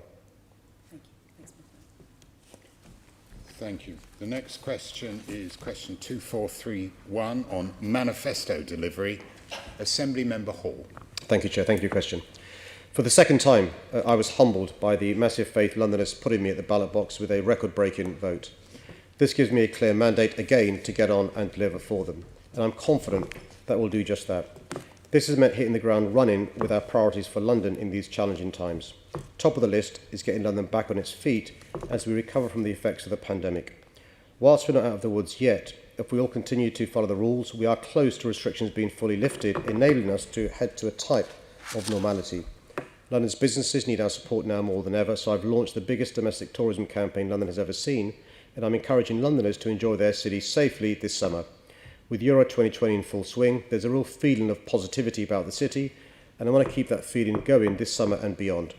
TfL is running a clean, safe and efficient service to support that, and the Waterloo and City Line has reopened ahead of schedule. As we begin to reopen, it's important that we create opportunities that will help us to build back better. So the Green New Deal, in which we're investing £50 million over the next 3 years, will create sustainable jobs to help move our economy towards our zero carbon goal. Our Good Work for All Fund, in which we're investing £32 million over the next 3 years, will create skills academies in key sectors, provide opportunities for the young Londoners who've been hit so hard by the pandemic. We're on track to hit our targets for affordable housing delivery, with over 13,000 affordable homes started last year despite the pandemic and Brexit. And working with the Met Police Service and the Violence Reduction Unit, we'll continue to bear down on violence, being tough on crime and tough on the causes of crime. This summer, Londoners will see MPS violence suppression units on the streets in areas known for serious violence and gang activity, and we've already put more money into the Divert and London Gang Exit programmes than ever before. There's something I take more seriously, Chair, than my commitment to Londoners, and I'm determined to deliver for them in this second term, just as I was when I was first elected 5 years ago. Thank you, Mr Mayor. Your Chief of Staff told the Budget and Performance Committee on the 15th of June that an internal analysis was underway to group your commitments into 3 broad categories: those which are already in the budget, those which are broadly in the budget but which need to change focus, and those that are not in the budget. So when do you expect this work to conclude? It will take some time because some of them are over 3 years. So they'll happen in years 22, 23. Some will happen in 23, 24. You'll appreciate that the manifesto is a political document, and now we're asking GLA civil servants to turn the manifesto in a work stream over the next 3 years. Yes, somewhat concerningly, your Chief of Staff didn't recognise the more than 280 pledges that the Budget Committee had discovered. But he also did tell us that he's happy to work with the committee as we baseline your commitments for monitoring or tracking purposes. And he said, and I'll quote, "I can see great merit to having, if you like, a single version of the truth there." So is that something you would welcome, us establishing a set of benchmarks against your manifesto progress so we can monitor it and assess it? And even maybe help us. More than happy to. Excellent. Well, I look forward to holding that to you. Always happy to work with you. Oh, yes. I've noticed, Mr Mayor. I've noticed. The Chief of Staff told us that the manifesto was written by the Mayor with the financial situation in mind. Is that correct? Yeah, unlike some other manifestos, mine was realistic and deliverable. Well, we're talking about yours, Mr Mayor, because it's Mayor's question time, as we keep reminding you. Was there any engagement with the GLA officers in the creation of your manifesto? Because my understanding is that there are broad discussions here and there between political parties, etc., and the civil service before a general election. So I'm not clear the question. Are you asking whether... Have you had some conversations with GLA staff about your manifesto in order to make sure that what you were promising is deliverable? No, I didn't ask officers to advise me on my manifesto, if that's what's been suggested. Okay, so if there isn't money for your pledges, that is absolutely down to you. Well, no, the way it works is the manifesto is a political document. Yes, I know. And when you're elected, understand. right. I also understand if you get elected in on a manifesto, you have to do your level best to make sure you can deliver that manifesto. So having established that it's nothing to do with the GLA officers, that you've done it on your own. If you do not deliver your manifesto, it's on your head. Well, most manifestos are on the head of the politician who stands on the manifesto. Good, so you accept that. Right, on that note then we can end. Thank you, Mr Mayor. Thank you. Thank you, Assembly Member. Assembly Member Bailey. Good morning, Mr Mayor. How are you? In your manifesto, you pledged to increase the number of employers accredited to the Good Work Standard. The number of employees is very low. When will we see an ambition to raise this? How are you going to go about raising the number of employers who are signed up to this scheme? Well, good morning. So the Good Work Standard is something that wasn't around until I became Mayor, and I've not got the numbers with me, but I can send you the details of how many employees are on the Good Work Standard. There are different levels of accreditation, excellence, achievement, and others. We've managed to persuade record numbers of employees to be Good Work Standard employees, and we'll work with more employees going forward. There's a big appetite, but that obviously came to a halt during the pandemic. So for the last 15, 16 months, there's been less work being done attracting more employers to the Good Work Standard than previously we'd hoped for. But the good news is, because we have so many Good Work Standard employees, they're our best advocates for encouraging others to become Good Work Standard employees. But is that correct? Because at an economy committee, we recommended that you have a plan to boost the number of businesses signing up, because at that point there's only 95. And of course there's 1.1 million businesses in London, and they only had 95. I think you're looking at the wrong stat, so it's not... Hold on, Mr Mayor. I'll give you the question and you can come Sure. back. And you, at the time, when we asked you, the committee recommended that you have a plan to boost the numbers. You at the time said you don't need a plan. The best advocates, as you've just repeated now, are the businesses themselves. That has clearly failed. So I'm asking you, would you now do the work to provide a plan to boost those numbers? Let me know when you finish. I finished. Okay. So the number of employers is not the right measure. The issue is the number of staff they employ. So as you're on the Economy Committee, you'll be able to share with us how many employers work for the 90, how many employees work for the 90 employers. Yeah. It's a very small number. That's why I'm asking you these you don't questions. have the number, do you? Remember you don't have the number, do you? Well, you told me the number then. Well, Mr. the Mayor. point I'm making to you is that's the wrong metric. The metric is how many Londoners Mr. Mayor, if work you've asked for the me a employees. question, excuse me, if you've asked me a question, you should be able to provide me the answer, because if you can't, I could have told you anything. The point here is the number of Londoners who are seeing the Good Work Standard affect them is very low. I am asking you, do you have a plan, as the Economy Committee asked you, when Assembly Member Cooper was the chair, she asked, could you develop a plan to increase that number? Do you have a plan? This reminds me, Chair, of the election campaign, and we know how that movie ended. So I'm more than happy to explain the progress we're making on the Good Work Standard in relation to more employees sign up to this.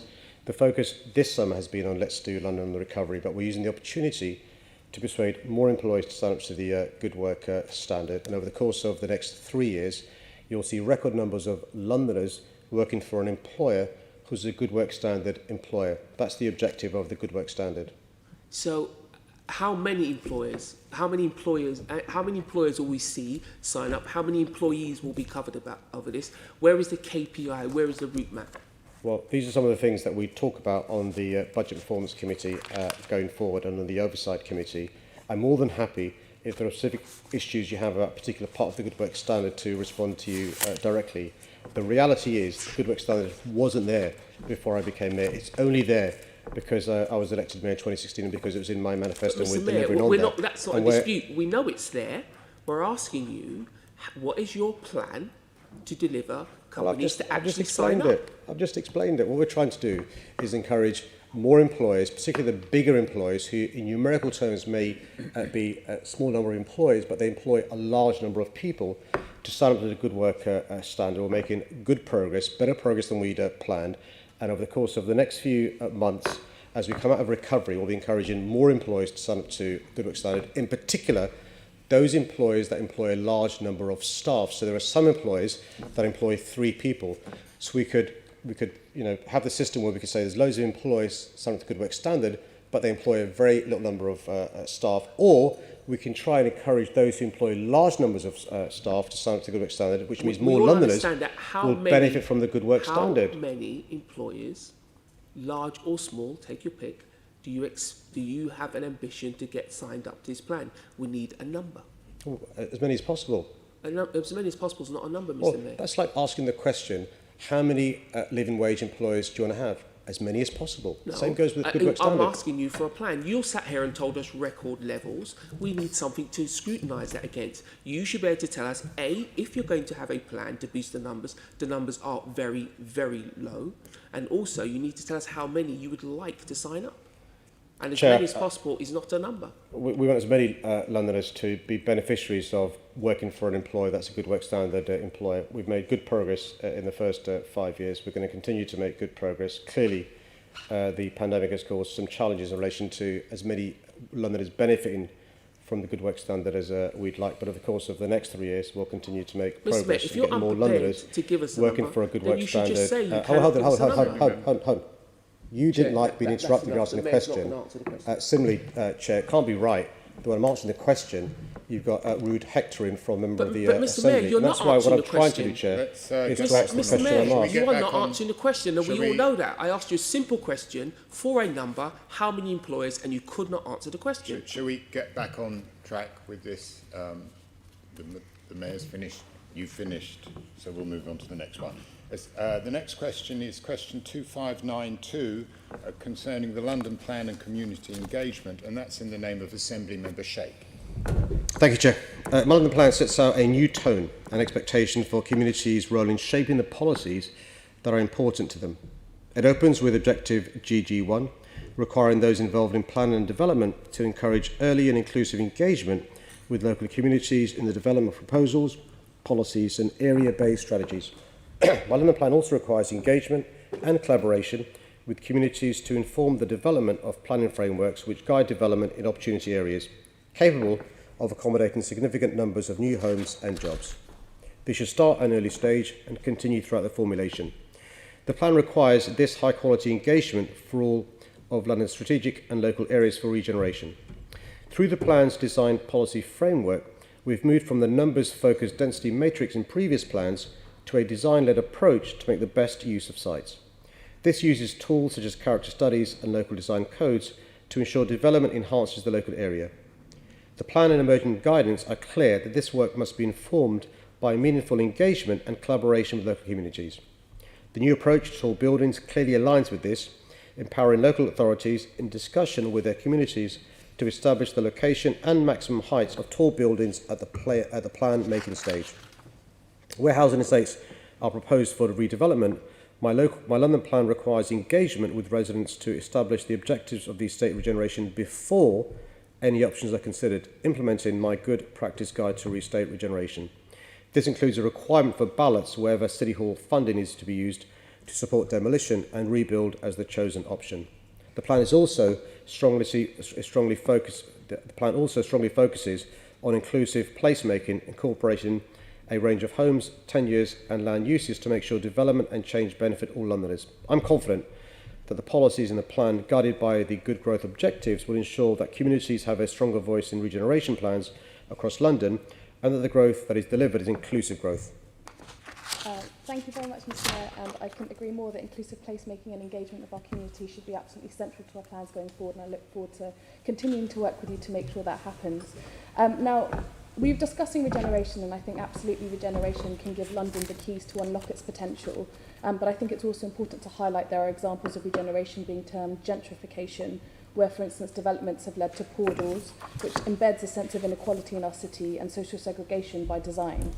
Now, the question I want to follow up with you on is about a recent example. I'm sure many of us saw hit headlines where the swimming pool suspended between two tower blocks in Nine Elms, Battersea. Now, those in the building who had bought into shared ownership of homes up to £800,000 couldn't even access that swimming pool.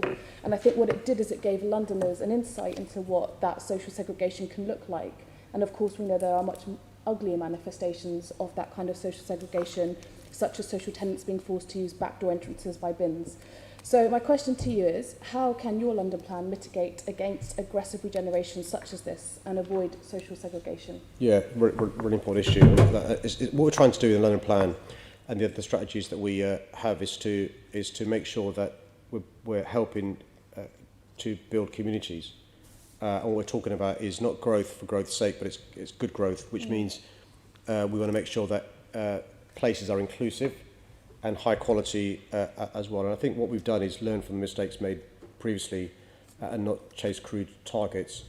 There is a separate issue, though, which I think is illustrated by the example you've given of the housing model in relation to cross-subsidy. And that's one of the things that does need looking into. The only way you're going to get around the problem of cross-subsidy is to get more support from central government to be able to build genuinely affordable homes. And we're working closely with key partners to make sure we can have communities that help all of us to benefit from living in this great city rather than just some of us. Absolutely, and thank you for that answer. And just to finish up, whilst we're discussing the 9 Elms example, and I really want to encourage Londoners to go away and look at this case as what I believe to be a wider example of the government's mismanagement of the planning system, but also the attacks on genuinely affordable homes. I wanted to ask on that point you've made about lessons that we can learn in this example of using Section 106 money and how we balance the use of whether it's used for tube stations or, again, the desperately needed affordable housing in the area. A good example of whether it's community infrastructure levy, whether it's MSIL, whether it's Section 106, of the gains to the community by developments. And I'm really concerned that we're seeing a situation where we could lose that going forward by, for example, permitted development rights, which takes away the opportunity for a local council who know their community best to negotiate with the developer to get the best deal for their community. It's led to some real improvements in communities because of the negotiation between a council and a developer. And I think the government should think very carefully about their plans for permitted development. Thank you, Mr. Mayor. Thank you, Chair. Thank you. The next question is question 2325, development in London, and that's been asked by Assembly Member Best. Thank you, Chair. My London plan is now in place and all its policies are underpinned by the principle of good growth. Growth that is socially and economically inclusive and environmentally sustainable. This means creating quality places that work for all Londoners. It does not mean growth at any cost, which is too often what we've seen in the past, leaving us with a legacy of sites that provide hardly any affordable housing and create soulless spaces. We're doing things differently. In my first term, we drove up the number of genuinely affordable homes schemes of all sizes were providing. Last year, we secured an average of 40% affordable units and schemes that were referred to me. We also made sure that referable schemes were subject to a design review early on, so quality design was baked in at the start rather than being a token gesture tacked in at the end. Via the London Review panel, my Mayor's Design advocates reviewed over 140 schemes leading to high quality housing, employment spaces and infrastructure. This approach, as part of my Good Growth by Design programme, which seeks to enhance the design of the built environment and make the sector itself more inclusive, to help create a city that works for all Londoners. I'm committed to working with London boroughs and local stakeholders to bring about the right sort of change on both small and large scale developments. This means change that benefits existing communities, welcomes new people, provides employment and genuinely affordable housing, protects cultural and heritage assets, secures community facilities and social infrastructure, and ensures development is properly integrated into the wider area. Opportunity area planning frameworks are a great example of this. We've put public engagement at the heart of their development, working with local groups on planning frameworks, for example, Thamesmead and Abbey Wood, and the Royal Docks and Beckton Riverside. Having now adopted the London Plan, we can really press on with delivering good growth, both in formulation of area-based policy, strategies and master plans, and in the implementation of the plan at planning application stage. And where they undermine our efforts to do so, such as the extension of permitted development rights, we'll continue to lobby for change in the government's planning reforms. Thank you, Mr. Mayor. I'd like to dip down more into your answer there on respecting character of local areas and ask you if you do respect the suburban character of outer London and whether there is a place for suburban London within your mayoralty. I ask this because you've accepted in your time as mayor 19 applications refused by local authorities, opposed by local residents in many suburban areas. So would you then accept that it does appear that there's a certain war on the suburbs here? And do you recognise there's a need to change your approach and listen more carefully to the concerns of local residents and local authorities? Well, often councils lobby me to take over a scheme because they understand the importance of the scheme. But there have been concerns raised by local interests which make that scheme difficult to do. We take over a scheme when there's a strategic interest to do so, where, for example, a scheme or decision by the council is in contravention of the London Plan or the draft London Plan as it was then. and our interventions led to huge improvements in schemes to the benefit of our city. We need to be making sure that placemaking is better in our city, and that means the London Plan considers where people live, work, play and study. And as a consequence of our intervention, we've led to not just improved numbers of genuinely affordable homes, but improved workspaces. We've also managed to protect cultural and heritage assets by the work we've done with developers in doing so. We've also helped fund, through the work we've done after I've taken over a scheme, investment in community facilities and social infrastructure. So I'm very keen to work with councils where we can do so, but if it's the case that we think a scheme should be taken over, we will take it over to improve it for the benefit of the community and our city. Thanks, Mr. Mayor. I'm slightly confused by your answer insofar as last week when me and you spoke in the plenary meeting about family housing targets, you said that you wouldn't set a target because you believed it was up to boroughs who knew their areas best. But now your answer seems to suggest that on these tall buildings that your team know best and boroughs aren't so sure what they're doing perhaps and they need your intervention. We're talking about different issues. So in relation to genuinely affordable homes, we have got targets in relation to our expectation that if you want to get the fast track system, we want 35% of the homes to be genuinely affordable. If it's public land, 50% of the homes to be genuinely affordable, and we've explained what we mean by genuinely affordable. That's from the City Hall saying to council what the expectation is. In relation to the density mix of family housing, in relation to what the needs are for an area, what we're not going to do is have a matrix for the 32 boroughs in London saying what the needs are in each area, nor what we're going to do is have a one-size-fits-all approach for all the 32 boroughs. We want the 32 boroughs, the City of London work a bit differently, to do their own assessment of what the needs are in their area for family housing. The point I make about family housing is if it's market value, it will not be affordable for the vast majority of Londoners who earn about £30,000 on average, and not the £300,000-400,000 you would need to be able to afford a family home marketed at market value. And that's why we're encouraging more sub-market family housing, whether it's council, whether it's housing association, or whether it's intermediate, so those Londoners who need a family home can afford to live in one. Thanks. I'd hate to interrupt, but that was answering a slightly different question when we're talking about protecting the character of suburban areas.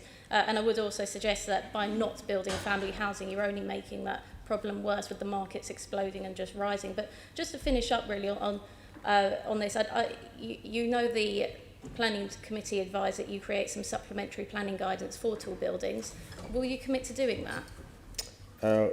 In relation to an SPG for tall buildings? Absolutely. I'm not got the answer to that. Can I write to you on that? Because I'm not sure what we've said about tall buildings going forward, because the London Plan was only finalised 2-3 months ago. What we're asking local councils to do is have their own policies about where is a good place in the area for tall buildings. But I can write back, Chair, with your permission, to the member about that. Thank you, Assembly Member. Assembly Member Sheikh.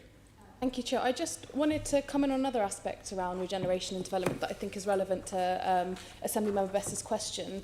And I mean, just this weekend, for instance, we saw a number of Conservative backbenchers express real concerns around the government's planning reforms, which speaks to Assemblymember Best's concern around protecting local boroughs, decision-making powers in regards to this. And actually we saw London MP Bob Blackman has urged the Prime Minister to ditch the proposal, saying growth zones, and I quote him, will be like the Wild West for developers.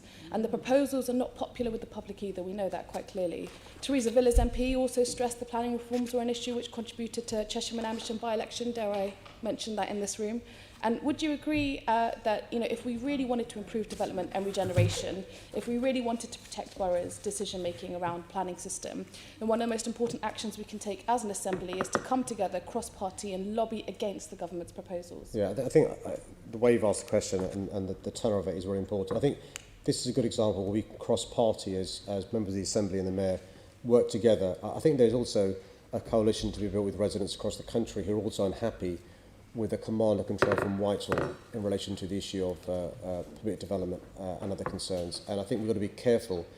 You mentioned Section 106 and the community infrastructure levy. There are some huge benefits that can be gained by people nearer to the coalface, negotiating with the developer, working with the developer, rather than civil servants in Whitehall or ministers in Cabinet, particularly when there have been allegations that some ministers have been influenced by personal messages sent from developers to get decisions through. Absolutely. Thank you, Mr Mayor. Thank you. The next question is 2609, the G7 and decarbonising London, and that's in the name of Assembly Member Cooper. Thank you, Chair. Thanks for your question. Since being elected in 2016, I've ensured that London leads the way in tackling climate change. In 2018, I was the first mayor of a C40 megacity to declare a climate emergency. In 2020, I went further and declared my ambition for London to be net zero carbon by 2030. I welcome the recent announcement from the government on coal power, and in this year of COP26, I want to work productively with government to ensure we're ambitious and set the right policies to deliver an end to fossil fuels, like a ban on fracking. Last year, I announced my £6 million local energy accelerator to support the development of local renewable and waste heat sources, such as from the Tube, as well as district energy networks. My Green New Deal fund funded the supersizing of the Energetic Heat Network Edmonton, so that it is capable of supplying heat to Enfield residents and up to 8,000 more homes in Hackney and Haringey. And under Solar Together London, 1,000 London households have had solar panels installed since 2018. A further 3,000 have signed up in this year alone. To support London's recovery, I'm working closely with London boroughs on the Green New Deal to maximise London's contribution to tackling the climate emergency. I'm spearheading a retrofit revolution with a framework that supports measures in social housing worth up to £5 billion in London, and a retrofit centre of excellence to dramatically increase the pace of projects that upgrade cold, damp houses in London and nationally.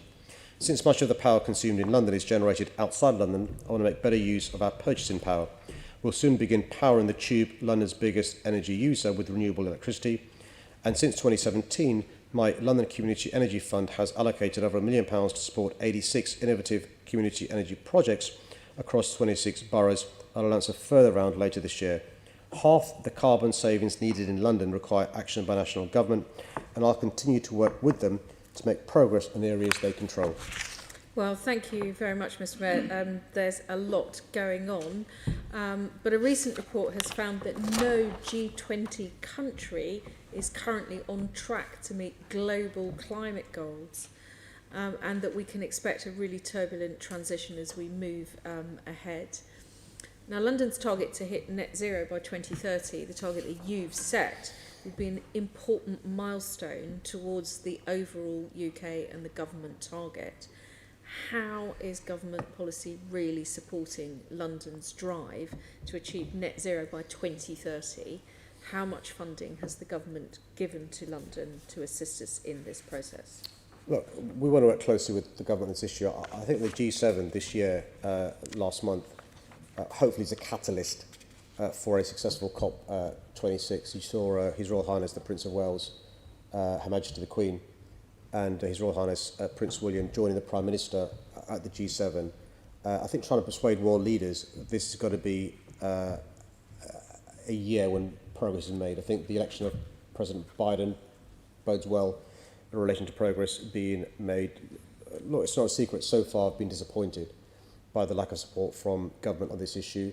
But I'm optimistic going forward. I think Alok Sharma being in charge of COP26 means that there's a focus from government. Our country won't meet the targets it's signed up to without London playing its part. London can't fully play our role unless the government gives us proper support. Not just the bills going through Parliament having real teeth, but also resources as well. We want to play our part. I think we've got a moral responsibility to do more. I'm really keen to do more, and I'm looking forward to a really good relationship this year. Good announcements in the CSR, a good COP26, turbocharging in a sustainable and renewable way, us getting to zero carbon by 2030. I think people with electric vehicles who put their foot down notice that electric turbocharging, so I'm hoping that that's the kind of direction that you're talking about. Actually, of course, the Chair asked if we had any declarations at the beginning, and I forgot to mention, because I know he's very keen to hear about which ones of us have signed up for London Power, and I just need to rectify that omission, Chair, because I've signed up to a very good deal for London Power for 2 years. How important do you think it is that all Londoners are able to access those green energy sources at really affordable prices in order to help all Londoners to move away from fossil fuels and help us meet that overall net zero target by 2030? Yeah, we're trying to address a number of things here with London Power, and by the way, thank you for signing up. One is to address the issue of fuel poverty. What can happen sometimes is people sign up to a deal with an energy provider, a very good deal. When that deal comes to an end after 12 months, it automatically goes to a poor deal, and the consumer doesn't realise that. The assurances and the promises you have from London Power means that you'll always be on a really good tariff, but also you're spot on. The energy you're using is sustainable and good for the environment as well. So it's a virtuous benefit to the consumer, but also to London as well. And we're working with partners like councils, housing associations and others who will have tenants and customers who could benefit from London Power going forward. And we're keen to get as many Londoners as possible to sign up to London Power. Well, you don't need to thank me for signing up, Mr Mayor, because it was actually the best deal that was on offer. So I would strongly recommend any other Assembly members who've not yet switched to do so. And I wanted to congratulate you on the launch of the double-decker hydrogen buses yesterday. It's not just about buildings, is it? It's also about moving ahead with mobility and moving towards that net zero goal. Has to be both looking at domestic heating but also how we move around. Can I just say, Chair, the Assembly member was with me in 2016 when we had we invited the world's mayors and transport authorities to City Hall, Chair, and we got Wrightbus to come outside and show one of their hydrogen double-decker buses as a prototype. And how fantastic it is that we now have England's first double-decker hydrogen-powered buses going through London. This bus is helping create jobs in Northern Ireland, in Nottingham, in Runcorn and in Oxford, and it's now been bought by people across the globe. A good example of, London helping create jobs around the country, but those jobs being amplified because we're having customers around the globe as well. No pollution comes from this bus. The only byproduct is water. London's recovery is the UK's recovery. London hitting net zero helps the UK hit Absolutely. net zero. Thank you very much. Thank you, Chair. Thank you. The next question is question 2528, counter-terror preparedness, and that's in the name of Assembly Member Desai. Thank you, Chair. Nothing's more important to me than keeping Londoners safe. Londoners have a right to expect us to be prepared for any potential attack on our city. And that's why in taking office, I asked Lord Harris to undertake a review into London's preparedness. Now 5 years on, given the evolving threat of terrorism, I'm commissioning an update to make sure London remains as prepared as it can be.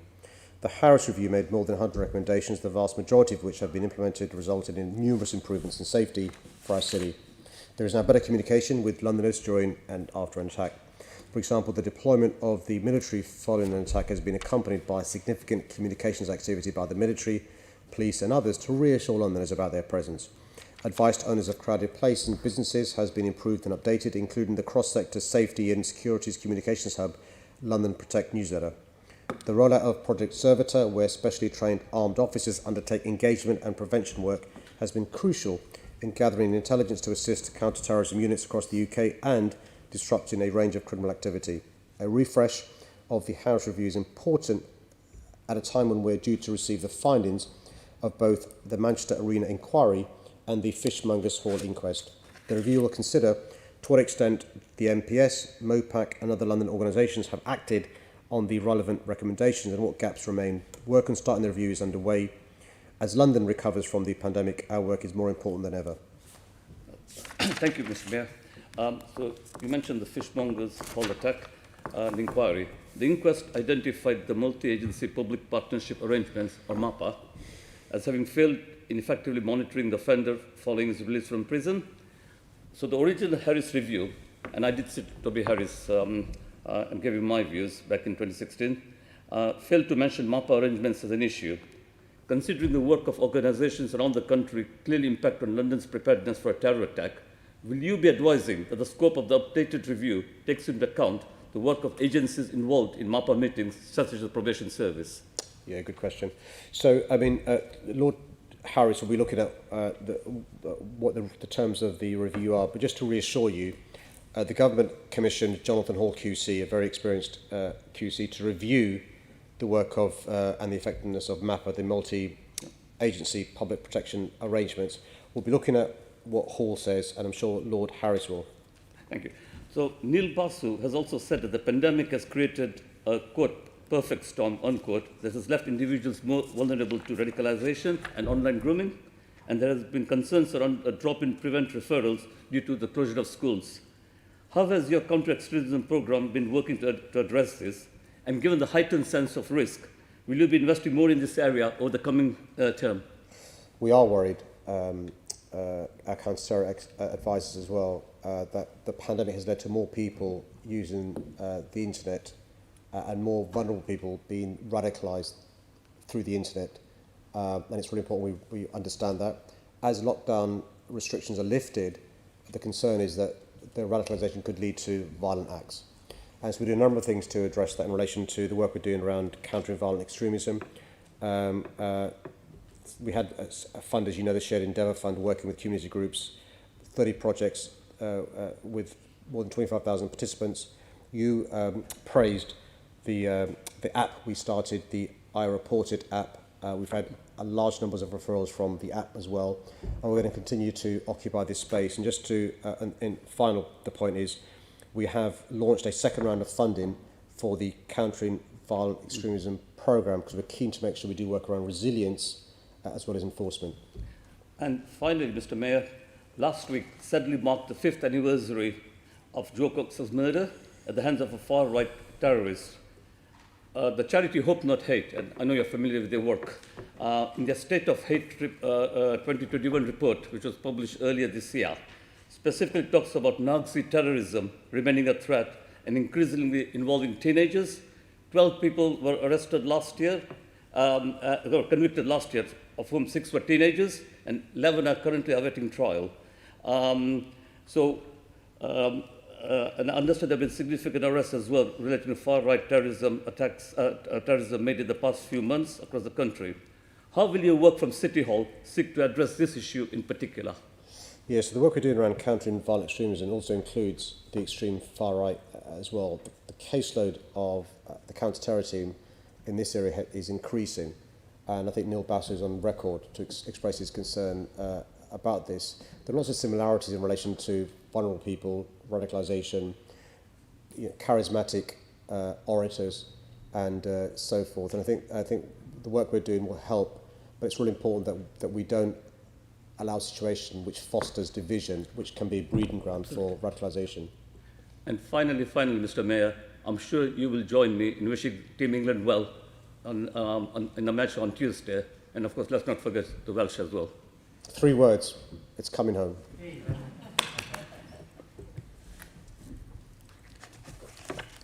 Assembly Member Duval would want me to intervene on that not being entirely the subject of the question, but I think I'll let that pass. The next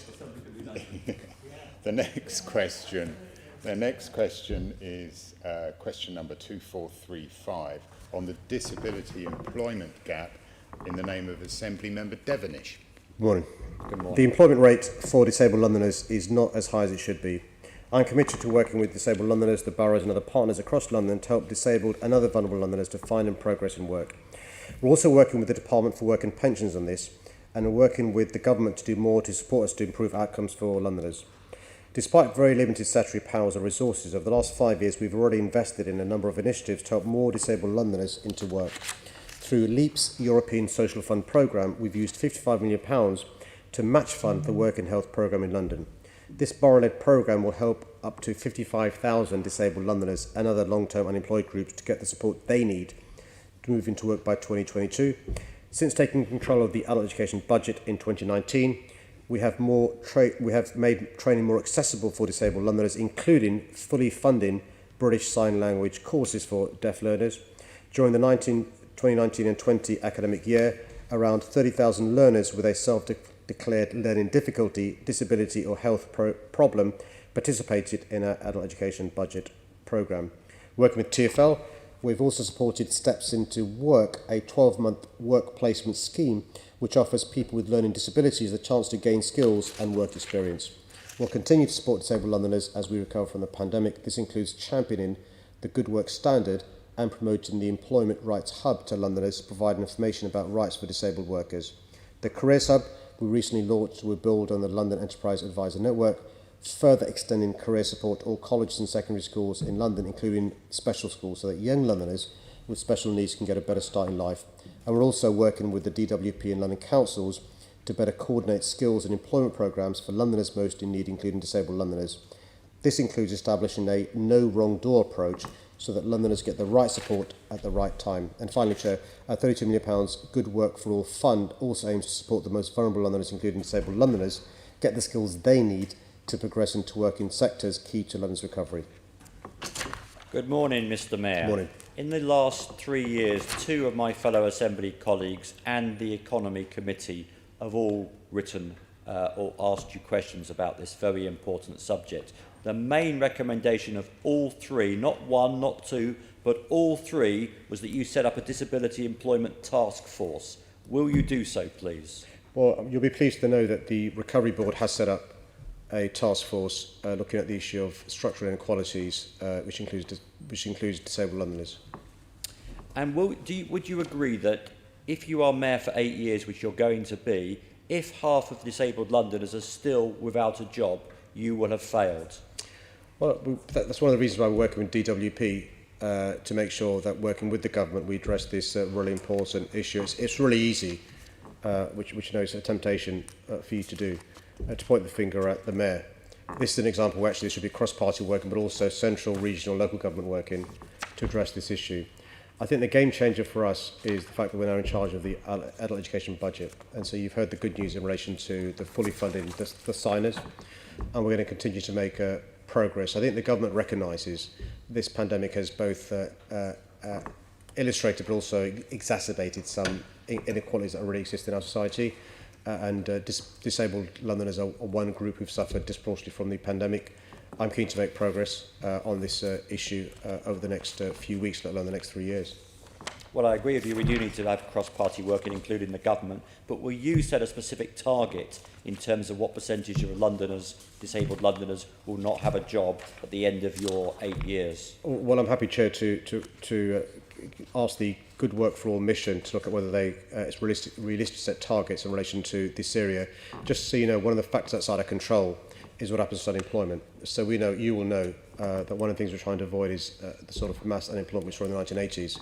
So the 3 parts of that is to protect the jobs we have, to support the creation of new jobs, as well as those that lose their jobs get back into work as soon as possible. So a lot of these things obviously are outside the control of City Hall, but Let's Do London is about the rapid recovery. If we get a rapid recovery, it makes it more likely we can be supporting more disabled Londoners rather than less likely.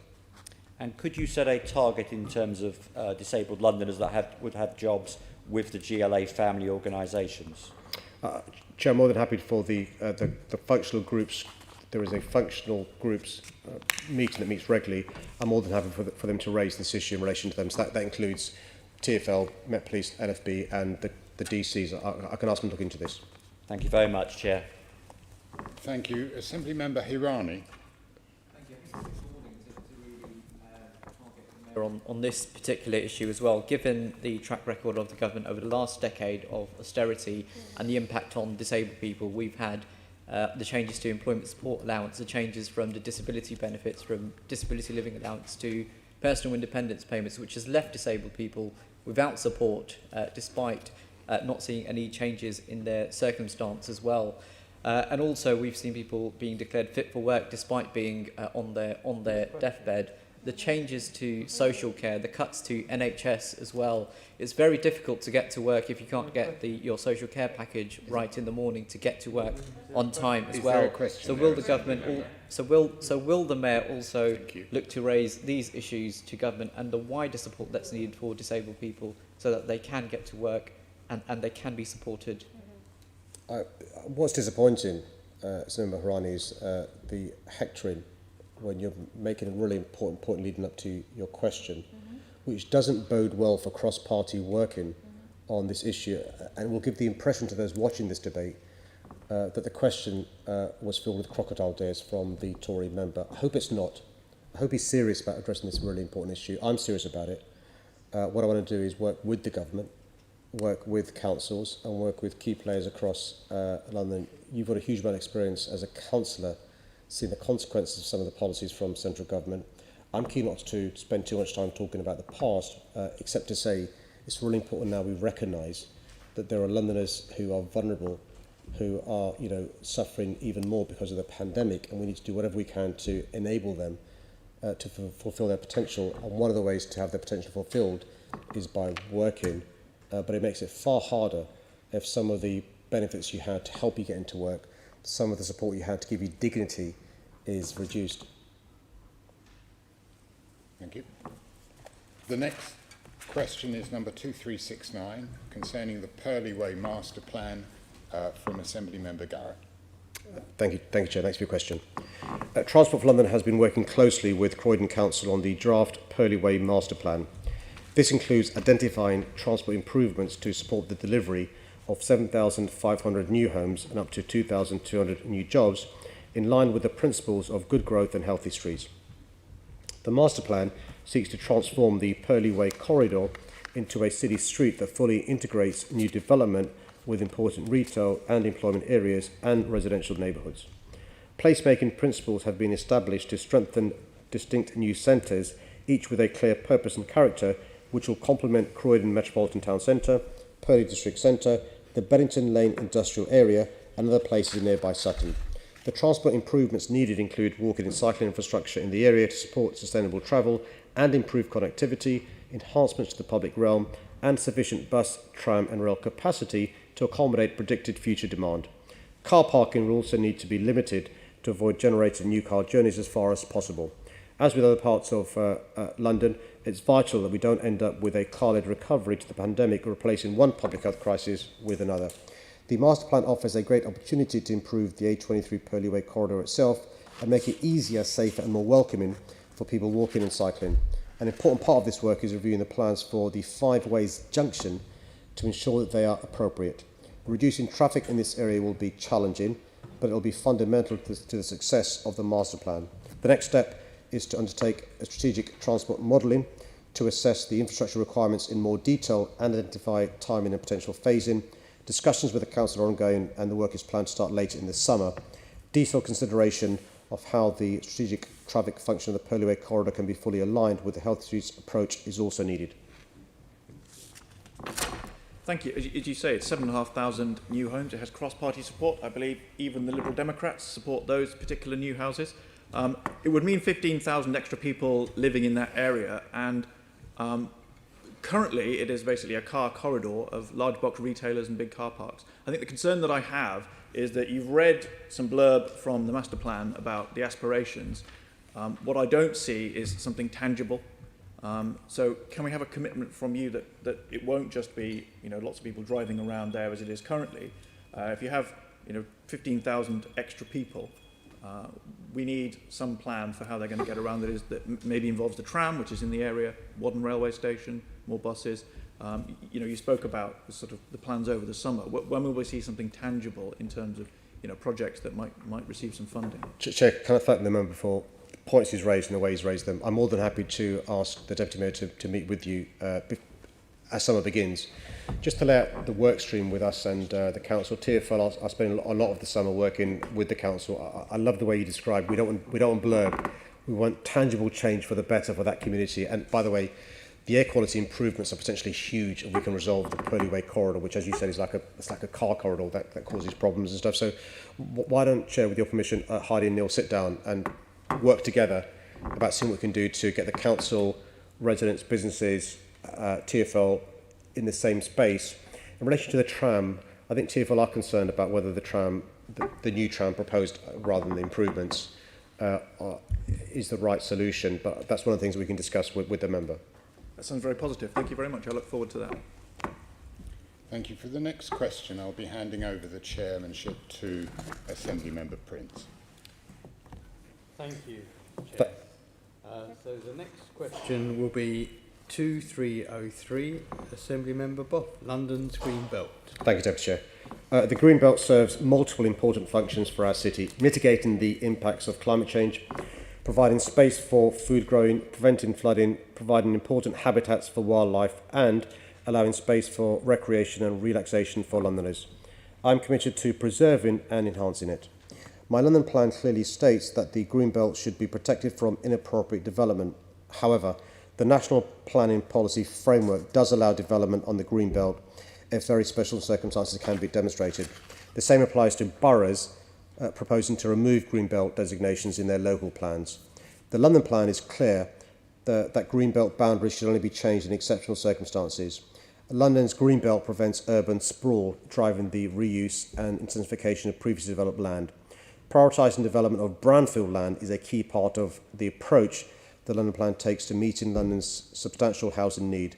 This ensures there is sufficient space for other essential land uses without encroaching on the greenbelt or other designated open spaces, including metropolitan open land. As well as setting out a strong policy position on protecting the greenbelt, we're also taking a robust approach to implementation, refusing development proposals that would cause harm, and not supporting any inappropriate attempts to de-designate greenbelt. For example, in 2018, GLA Office successfully defended my direction to refuse planning permission for a rail freight facility on the greenbelt, saving 54 hectares of open land from development. I also want to make sure the greenbelt is enhanced for the benefit of Londoners. We've already supported the creation of 2 new woodlands in the greenbelt, creating 84 hectares of publicly accessible green space and contributing to my planting of 90,000 trees this year alone. We'll be making more funding available this summer through my Green New Deal fund to help address the climate and ecological emergencies, rewilding and other landscape improvement projects that can provide improved and more inclusive access to green space will be eligible for funding. This will include projects and sites in the greenbelt that are in areas of high climate risk. Do you expect Enfield's local plan to align with the policies in the London plan in terms of continued protection of London's green belt? As you know, I wasn't happy with a draft local plan, and I objected in relation to the draft plan having plans to remove greenbelt, the de-designation. Once we receive, and then they respond to points raised in the consultation and come forward with their latest plan. We'll have to wait and look at that and respond. Then it goes to the inspector. But based on what I've said, Chair, I'd be surprised if they continued with plans to de-designate, that I didn't continue to express my unhappiness with that. I'm surprised at their plans to de-designate, as you say, but your Labour colleagues in Enfield have proposed building on some parts of the green belt. What message will you send them? Well, look, I don't really want to get into Labour Tory. This is about, something that I feel strongly about for our city. So, the key thing is for me to make my views clear without fear or favour.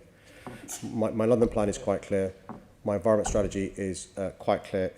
This is an area that we agree upon in relation to the importance of the green belt. If it's the case that any council, and we're talking about Enfield now, has plans to de-designate green belt for reasons that I don't agree with, I won't be scared to object. I would hope an inspector would look at the London plan, look at our policies and side with our objections, but you'll be aware that obviously an inspector can decide to go ahead with a council London plan, but this is a good example of me not actually caring whether the council is Labour or Tory.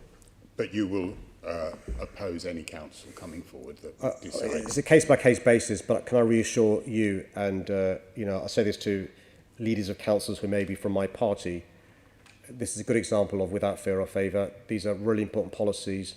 These are the lungs of our city, and you can have according to my policies, an exceptional reason to de-designate. Thank you, Mr. Mayor. Thank you, Mr. Mayor. I hand back to the chair. Once I get my necklace on, I will. The next question on the order paper is question 2321, prioritising early years programmes, and that's in the name of Assembly Member Best. Thank you, Chair.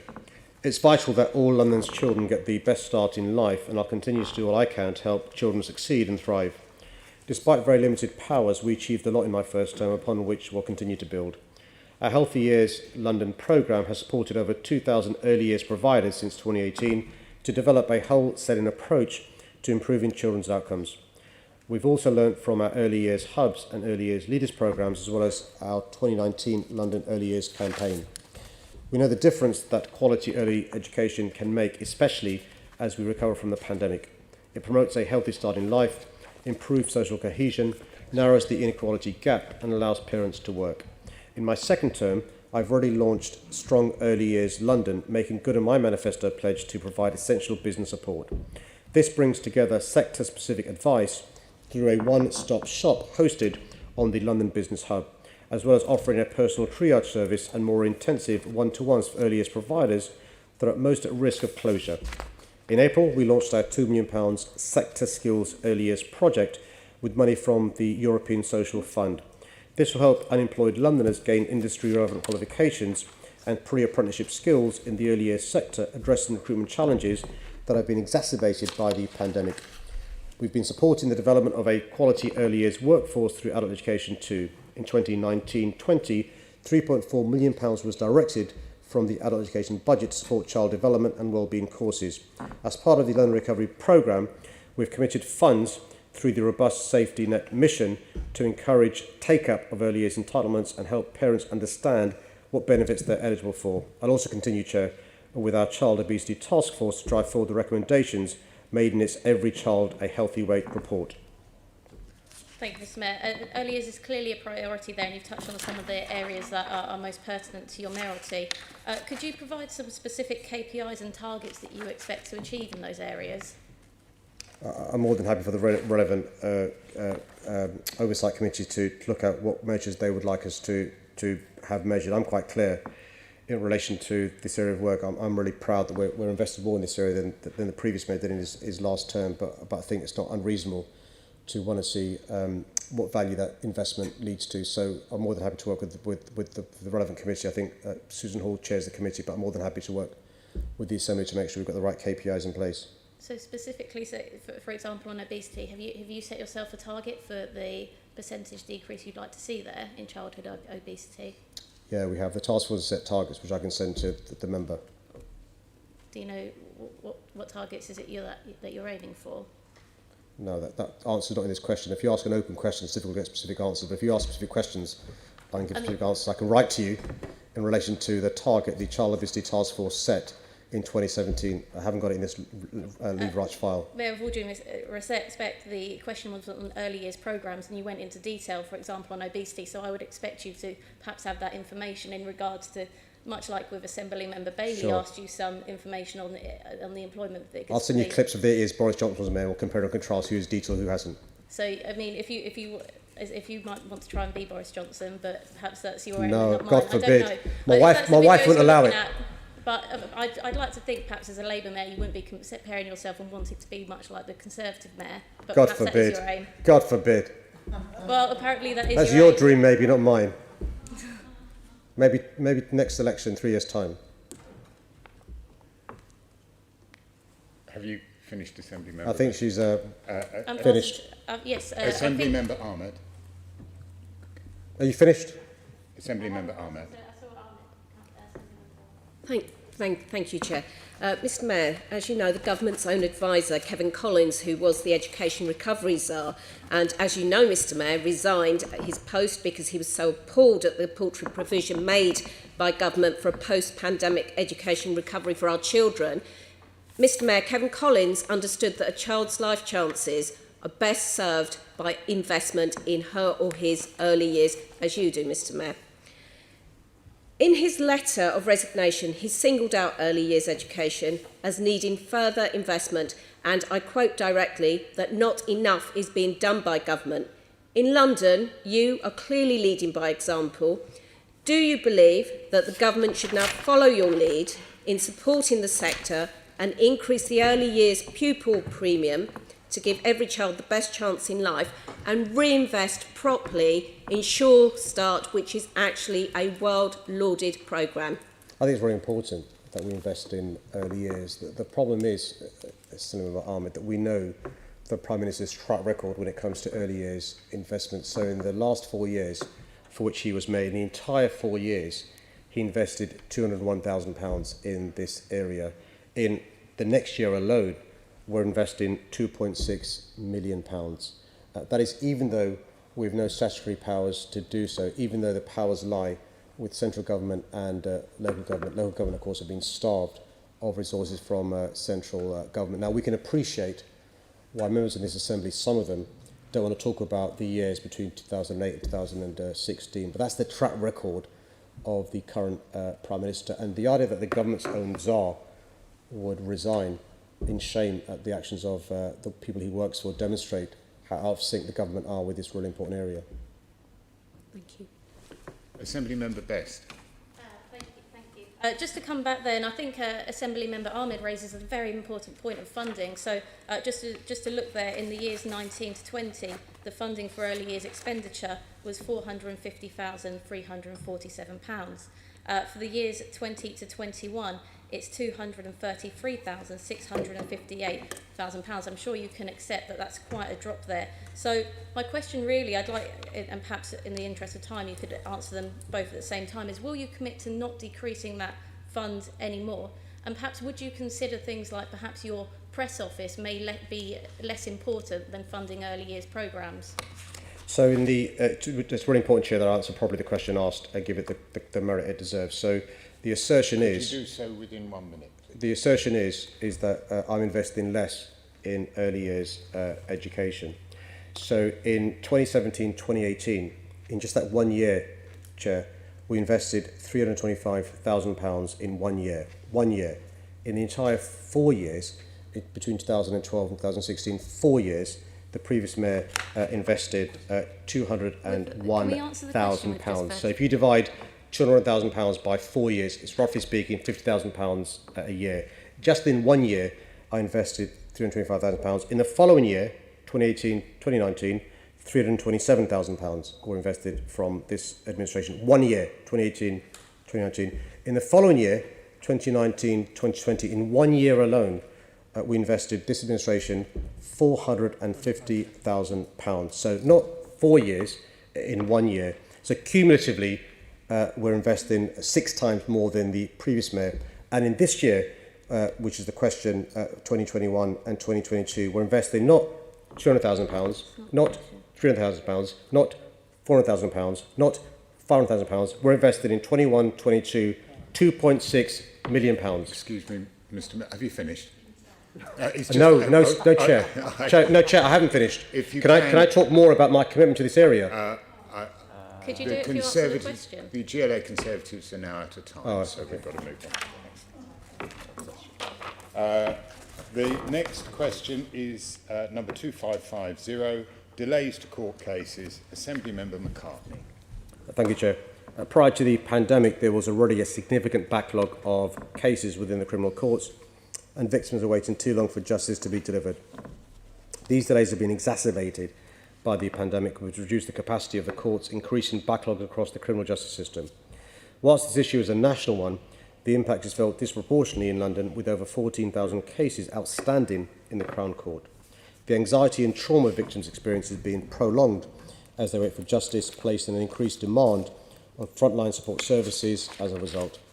London's Victims Commissioner Claire Waxman has heard firsthand from victims and witnesses who've lost faith and withdrawn from the system, or whose trials are listed into 2023. Of course, there's also been an impact on statutory services, with criminal justice agencies having to manage vastly increased workloads and adapt in response to new responsibilities. I raised this issue with the Justice Secretary last year, and my Deputy Mayor for Police and Crime and the Victims Commissioner have been lobbying for additional resources, as well as bringing together statutory partners at a local level to tackle these issues. I welcome the steps the government's taken to mitigate against the growing backlog, such as opening Nightingale-style courts, including 5 additional criminal courts in London, and removing the cap on judicial sitting days. But I'm disappointed that our calls for a large-scale secure facility in London to do with more complex custodial cases are still not being addressed. Thank you, Mr. Mayor, and I am most concerned about vulnerable victims, such as survivors of rape and domestic abuse. When I questioned the Deputy Commissioner earlier this year, he said that due to the case backlog, the Met Witness and Victim Care Unit had seen a 90% increase in workload, and no extra resources have been put into there. But my concern is for first of all, the safety of those, primarily women, where their abusers may often be on bail, out on bail, but secondly, about the attrition. And so can I ask you about those two things? What does this mean for the safety, particularly of women and girls? And also, do you have any data on the attrition rate that's been caused by the delays? Yeah, so this is some work that Claire Waxman has done as a Victims Commissioner. We're concerned about both those things, and the concern is that things are getting worse, not better. You'll have seen the apology from the Home Secretary and the Justice Secretary in relation to the appalling way victims of rape have been treated and the paucity of successful prosecutions, and I'm afraid it's made worse by the pandemic. I'm more than happy to write with the stats which demonstrate how this has been exacerbated by the pandemic, but we are taking steps to address the backlog, and the MPS has secured some additional staff to go into the witness care unit to address this issue. Okay, thank you. And in your answer, you mentioned the much delayed rape review that the government released last week. But that, surprisingly, did not make any reference either to the decades of cuts to our criminal justice system or to the backlog of cases in this area. Will you be writing and making further representations to government about the need for immediate action and funding? I think you're right, I didn't mention that, but when asked questions by the media, I think the Justice Secretary did accept the cuts had an impact on what we're seeing now. I see it as Mayor of London in relation to the lack of support for victims and survivors.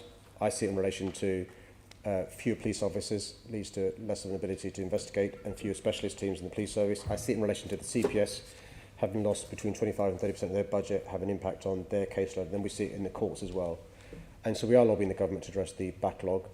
We do meet regularly with criminal justice partners. We're hoping this CSR sees a significant increase in investment in policing and justice. Without additional resources, we simply aren't going to address some of the serious failings in the CJS, which leads to not having as many people who should be arrested, charged, prosecuted, convicted for rape as there should be. Yeah, thank you. And I think it's the case that you can't get justice on the cheap.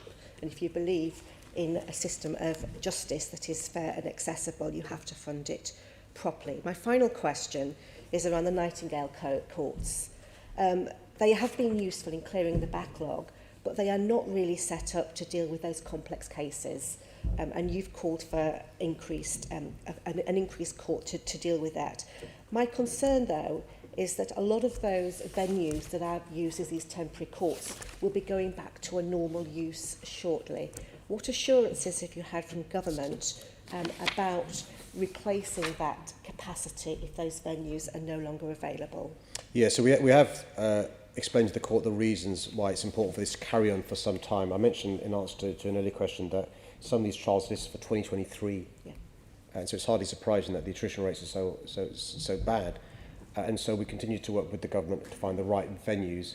You're right, some of these venues aren't appropriate for the more complex multi-handers, but we are keen to work with the government to find venues that can address some of these issues.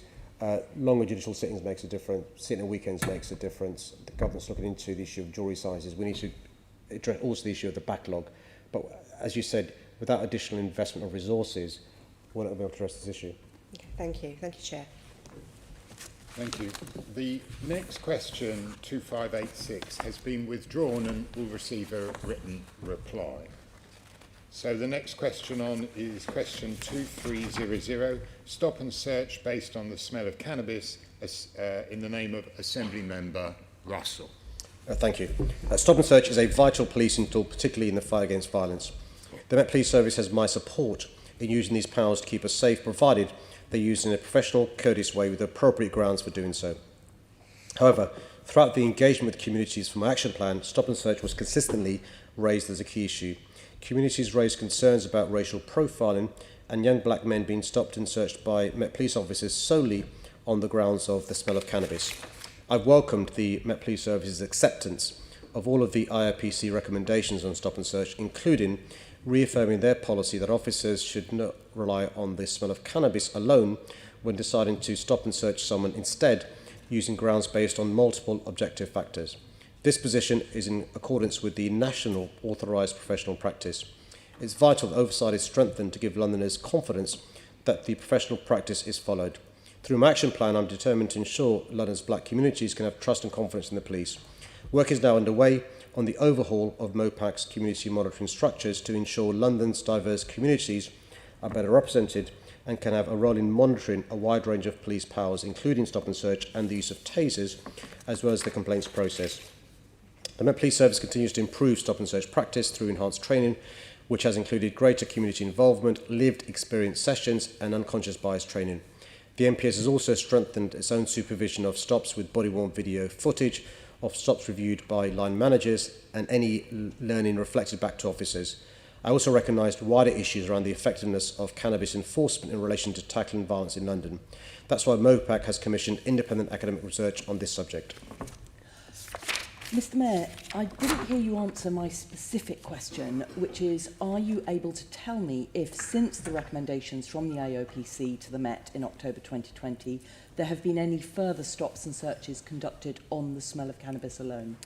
Chair, there shouldn't have been any, but we aren't able to give a number to confirm it's zero because of the vast numbers involved. Because there are. Can let you know, having spoken to the youth-led social action project Hackney Account, and they confirmed just last week on the 15th of June that young people are still being stopped on just the basis of the smell of cannabis alone. So what's worrying about this is, you know, we're accepting the IOPC recommendations, but they don't seem to be filtering down to all the officers on the street. Well, Chair, I mean, you're asserting something said by a community group as important as they are as a fact. I think we'd be a bit careful about that assertion.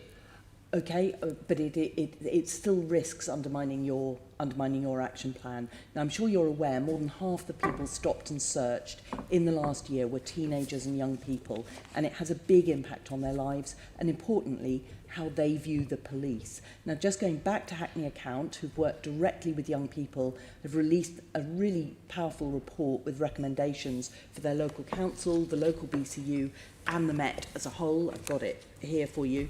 Now, they've got some really worthwhile recommendations, including, for instance, conducting an independent evaluation of the territorial support group who specialise in public order policing.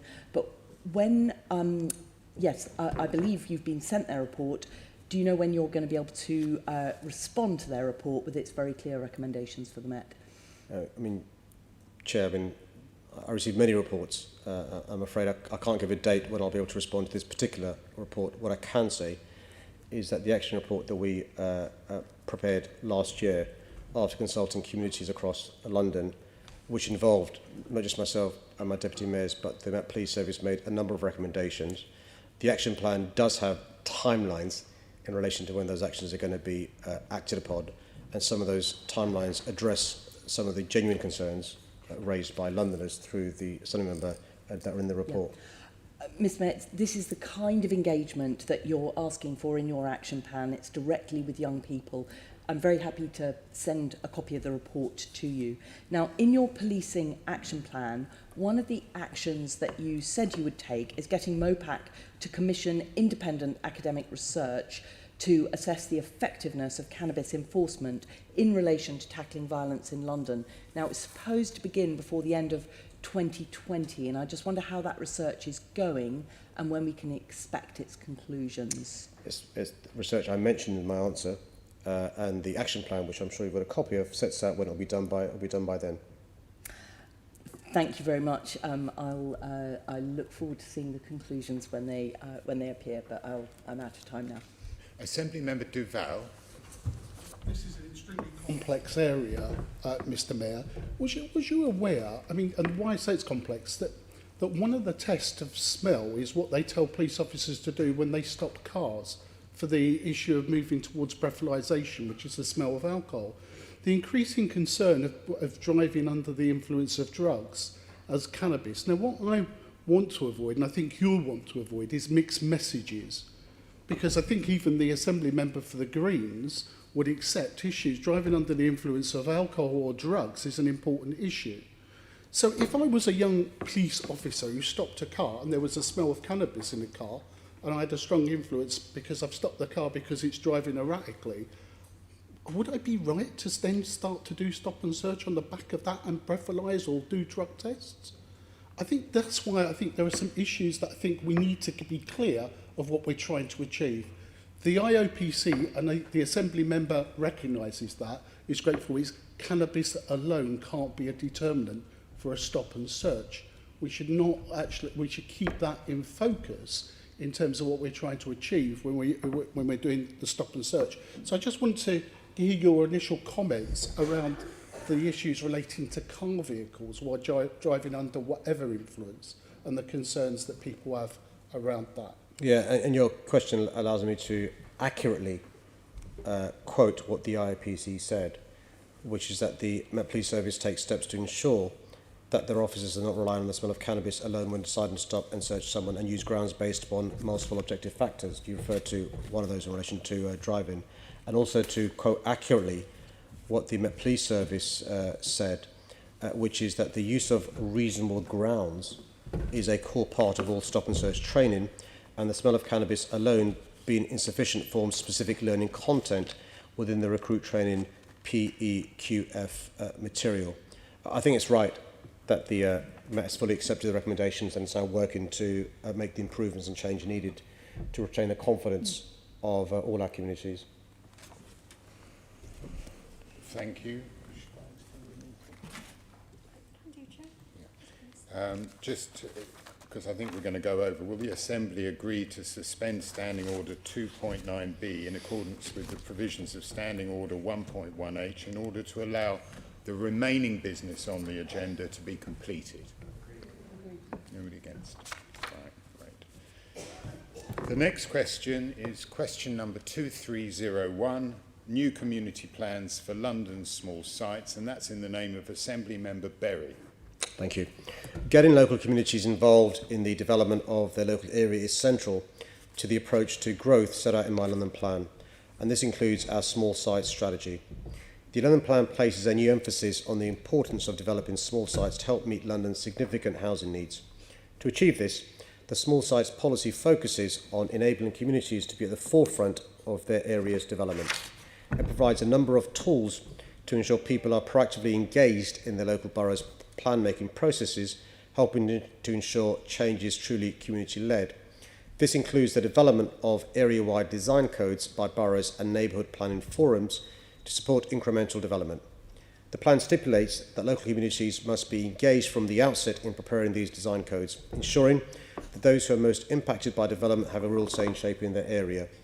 To help meet the aims of our strategy and to help boroughs and communities proactively bring forward small sites, we're developing London Plan guidance on small sites development and on these area-wide design codes. Our approach to small sites is also about diversifying the market, opening up opportunities for small and medium-sized builders, and aims to help create well-designed custom build and community-led housing projects, the biggest barrier to which is the lack of small sites. We've also been enabling delivery on the ground through a number of programmes and interventions, including the £38 million Community Housing Fund. This fund aims to increase the number of homes delivered by London's community-led housing sector, enabling Londoners to play a leading role in developing new social rented and other genuinely affordable homes that meet local needs. Approximately £20 million of advanced revenue and capital funding has been allocated so far through the fund, supporting delivery of 203 homes across 11 schemes. We're also supporting the community-led Housing London Hub, which provides a one-stop shop for community organisations requiring information, capacity building and technical support to get their community-led housing projects off the ground. Thank you very much, Mr Mayor. You've laid out there some good things you are doing, particularly in relation to individual sites. Now, I want to focus today on the borough-by-borough targets for small sites in the London Plan and how I don't think it's achievable without having a London-wide strategy, a project from you to support the boroughs. I think you've made it clear that you want the boroughs to do this, but I think even the reduced small sites target in the London Plan isn't going to work without some more support for them. The planning inspectors said this in their criticism of the small sites policy when they cut the targets. In the inspectors' report, they say factors that may inhibit delivery include the impact on borough resources in identifying and considering the number of sites required, and they criticise the lack of detailed engagement with the boroughs in deciding on the small sites methodology. So I would like you to put some resources into helping boroughs make plans to find sites in a bottom-up way. So what plans do you have to do that for finding small sites in a bottom-up strategic London-wide way? Can I just be clear, Chair? Is the suggestion that City Hall finds the sites for the boroughs? It provides a method for boroughs to help find the quantum, the number of sites that we're looking for, and to find that in the right way, in a bottom-up way. Right, so we're giving funding to assist communities in relation to them finding support towards, for example, community housing funds. I've already explained in my answer the £38 million we've got for that particular scheme. The original site's target that we had in the draft London plan was reduced by the inspector, so we can't go back to targets for boroughs. The London plan is a strategy in relation to how we get more small sites being used separately. We're doing work with small builders to encourage the small builders to take up some of the small sites on offer to avoid the usual suspects. If I can clarify a bit more, maybe. I mean, I'm aware of two boroughs whose small sites estimates proved more robust as they did full surveys of their borough and their land. But even these were very top-down kind of exercises, and I worry that we're starting to see that already with some of the small sites coming forwards. For example, residents in Kilburn Square were quite shocked when Brent Council started to build on their green space and cutting down mature trees. Southwark Council are planning to build on a football pitch in Bermondsey. Did they ask the local community before putting forward plans for this small site? No, they didn't. Even your Transport for London grey sites, the car parks, are getting pushed back from local people. So you and I, we have a good track record of constructive taking up of new ideas, for which I give you credit. And I think the project I would most likely like you to take up from my manifesto is the idea of a London-wide People's Land Commission, something that's really a mission for the whole city, involving people in bottom-up small site identification. Now, as MQT, I haven't got time for the full pitch, but I think if I had a meeting with you, I could convince you this would solve a lot of your problems. So can I get a slot to talk to you about this specifically? Always happy, Chair, to talk to Member Berry. I would very much look forward to that meeting. The last time we had two of us that had a meeting was in 2019, so I think it's time we talked again. And I think that's my loss, not yours. That's my loss, not yours. It definitely is. Thank you very much. We'll speak again. I hate to stop the loving, really. Chair, you can join as well. Yeah, it wouldn't then be a loving. The next question is question number 2222, and that's about London Disability Employment Task Force, and that's in the name of Assembly Member Bakari. Thank you, Chair. I'm fully committed to supporting disabled Londoners to find and progress in work through the London Recovery Programme. As part of the London Recovery Programme, the Good Work for All Londoners mission is delivering programmes that will help focus attention on promoting labour market equality for disabled Londoners. For example, the mission is developing a no wrong door approach to ensure groups, including disabled Londoners, get the right employment support at the right time. This work is being guided by a task and finish group involving members with specific expertise on disability employment. I've also helped establish a joint employment working group with the Department for Work and Pensions and London Councils to better coordinate skills and employment programmes for Londoners most in need of support, including disabled Londoners. I'm grateful to members of the GLA Equality, Diversity and Inclusion Advisory Group who bring expertise and lived experience of disability. These members have helped the Good Work mission understand how to place inclusion at the heart of the Good Work for All Fund. But I'm absolutely determined to explore every avenue available. So this month, the London Recovery Board agreed to set up a dedicated subgroup to address structural inequality through the recovery programme. The scope of this group's work is currently being finalised, but I fully anticipate that the labour market inequalities experienced by disabled Londoners will be within scope. As I do what I can at City Hall to support disabled Londoners into employment, I'm also reaching out to the government to play its part. I hope the long-awaited disability strategy, which the government's promised to publish this summer, will be ambitious in identifying actions to narrow the disability employment gap. It's critical that this work seeks to address the barriers that disabled people experience in the labour market, as well as delivering fit-for-purpose social care and welfare benefit systems that allow disabled people to live independently and participate in the labour market. Thank you, Mr. Mayor, for your answer. This is obviously a subject that I think is a concern for many members here in the Assembly. It's been 3 years since the Social Market Foundation and Trust for London have recommended that you set up a Disability Employment Task Force. 2 years since the London Assembly Economy Committee recommended the same. London needs a targeted and focused task group on getting Londoners with disabilities into work. It's clear that including disabled Londoners in a general employment programme hasn't worked. Yet, that is all you are doing, more of the same. Now, I agree that we need skills for all Londoners. Will you now agree, clearly, that there is a need for a specialised and targeted intervention to get Londoners with disabilities into work? Well, Chair, I'm really sorry that Tony Devenish stole Hina Bakari's thunder. But the problem with that is that she failed to listen to the answer I gave to the member who asked a very good question in relation to how we can work together. So the answer I gave is we've only now set up the group doing the work on the recovery programme, so I find it hard to accept criticisms of the work done by the group when it's only just been set up. But I'm more than happy to arrange, Chair, for one of the officers to brief the member about the work the group's doing. I'm really pleased that we've got cross-party support here, and recently I met CBI and the London Revival Plan also were saying that we need to make sure that employers get guidance and support. I would like to know whether you're going to be ambitious enough to set a really clear target in this term to increase disability employment in the capital, and give us some facts and figures and set some dates here now. Sure. Again, Chair, one of the problems when you read a question you've written in advance and you've not heard the answer, you sometimes repeat the question. So the answer I gave to a similar question, again asked by Tony Devenish, was it's very difficult to set targets in relation to an issue like this when we're really concerned about a return to mass unemployment in the 2020s that we saw in the 1980s.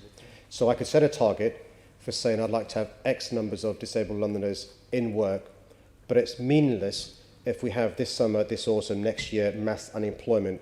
The key focus in the short term is to protect the jobs we have, which will help disabled Londoners, those that are working, to support the creation of new jobs that will help disabled Londoners if we can get disabled Londoners to work in these jobs. That's what the allocation budget is doing.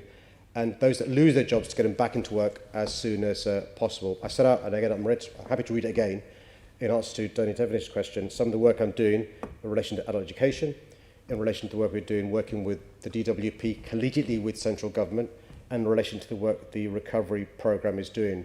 As part of the recovery programme's work, there's now a subgroup looking at issues in relation to structural inequalities, and that includes, of course, the issue of disabled Londoners who are suffering in relation to lack of opportunities, in relation to lack of the right skills, in relation to not fulfilling their potential with the right jobs, starting from school, which is why we're improving the careers advice with the Careers Hub, but also with the work we're doing in relation to the Enterprise Advisors Network to get more and more people going into schools to inspire children who are disabled to be ambitious in relation to what they can achieve. Great. Thank you very much for your answer. Thank you for that. And the next question is number 2551, end of the eviction ban. Assembly Member Moema. Thank you, Chair. The COVID-19 pandemic has both highlighted and exacerbated the precarious situation faced by London's 2.4 million private renters. The government's own data reveals that over a fifth of private renters have seen their income fall by at least £100 per month nationally.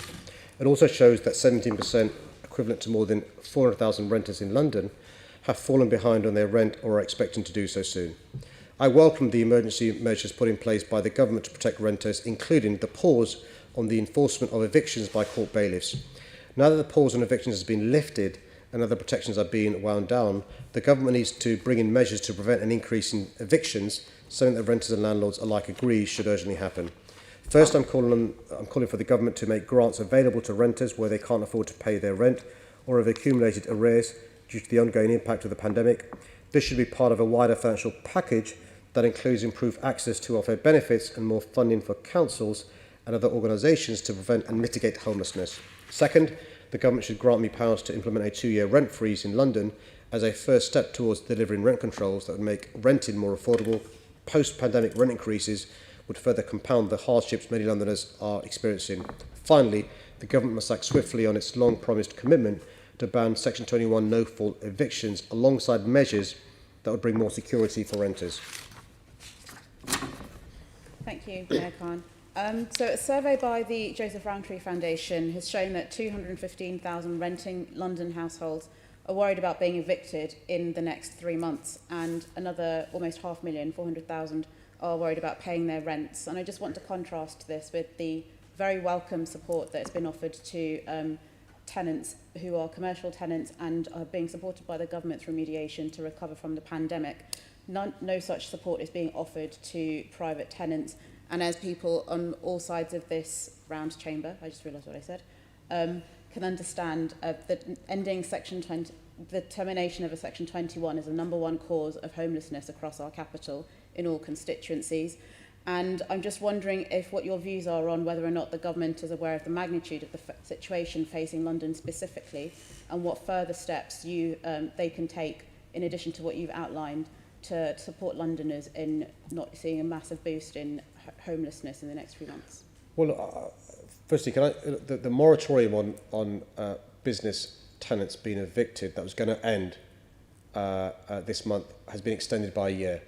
And like you, I welcome that. We lobbied for that, and the government deserves credit for that U-turn.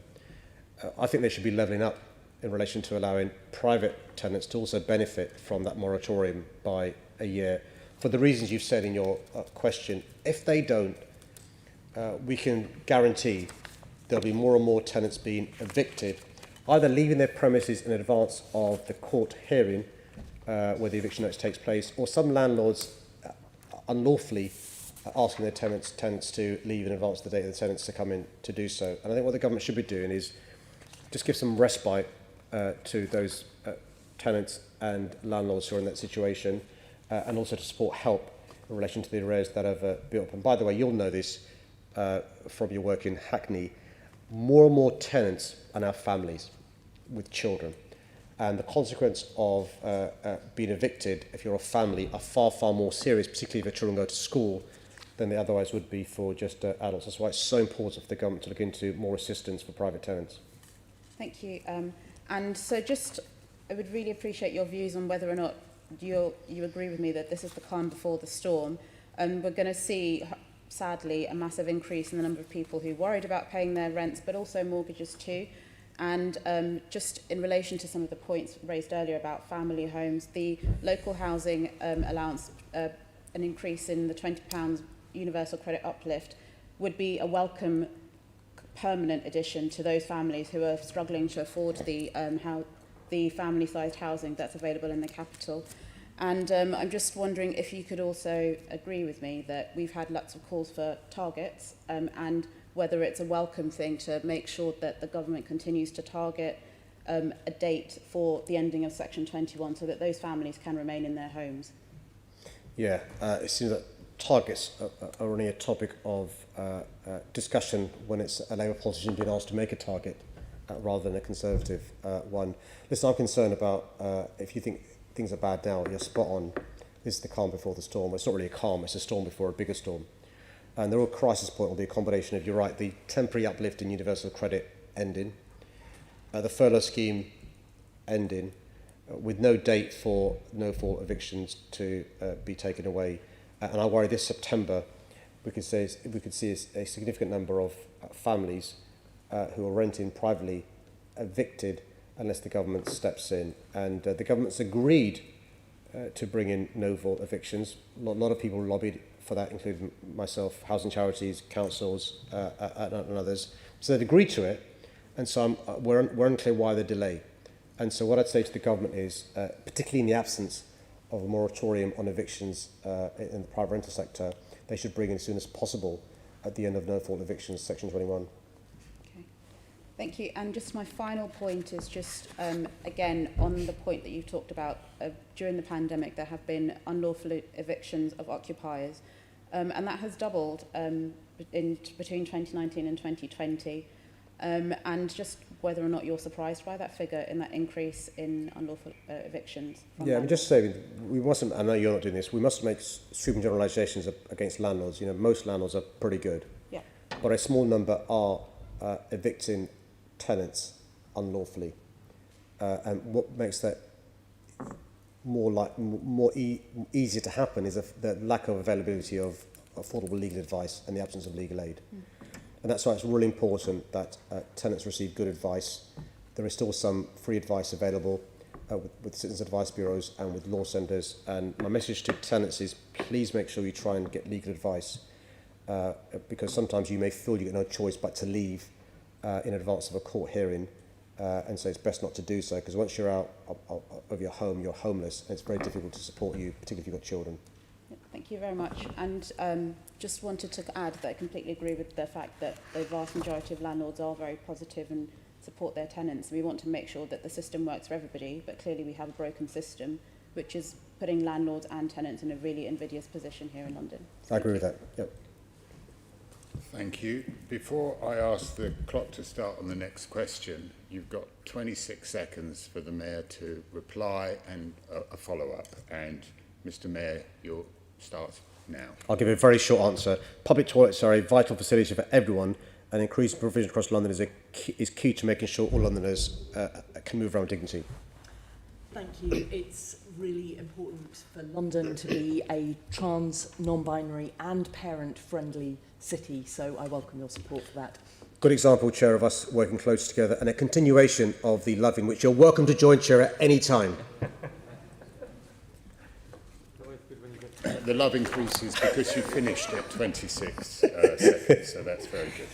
Thank you very much. The next question is question number 2497 about waking watches, and that's from Assembly Member Clark.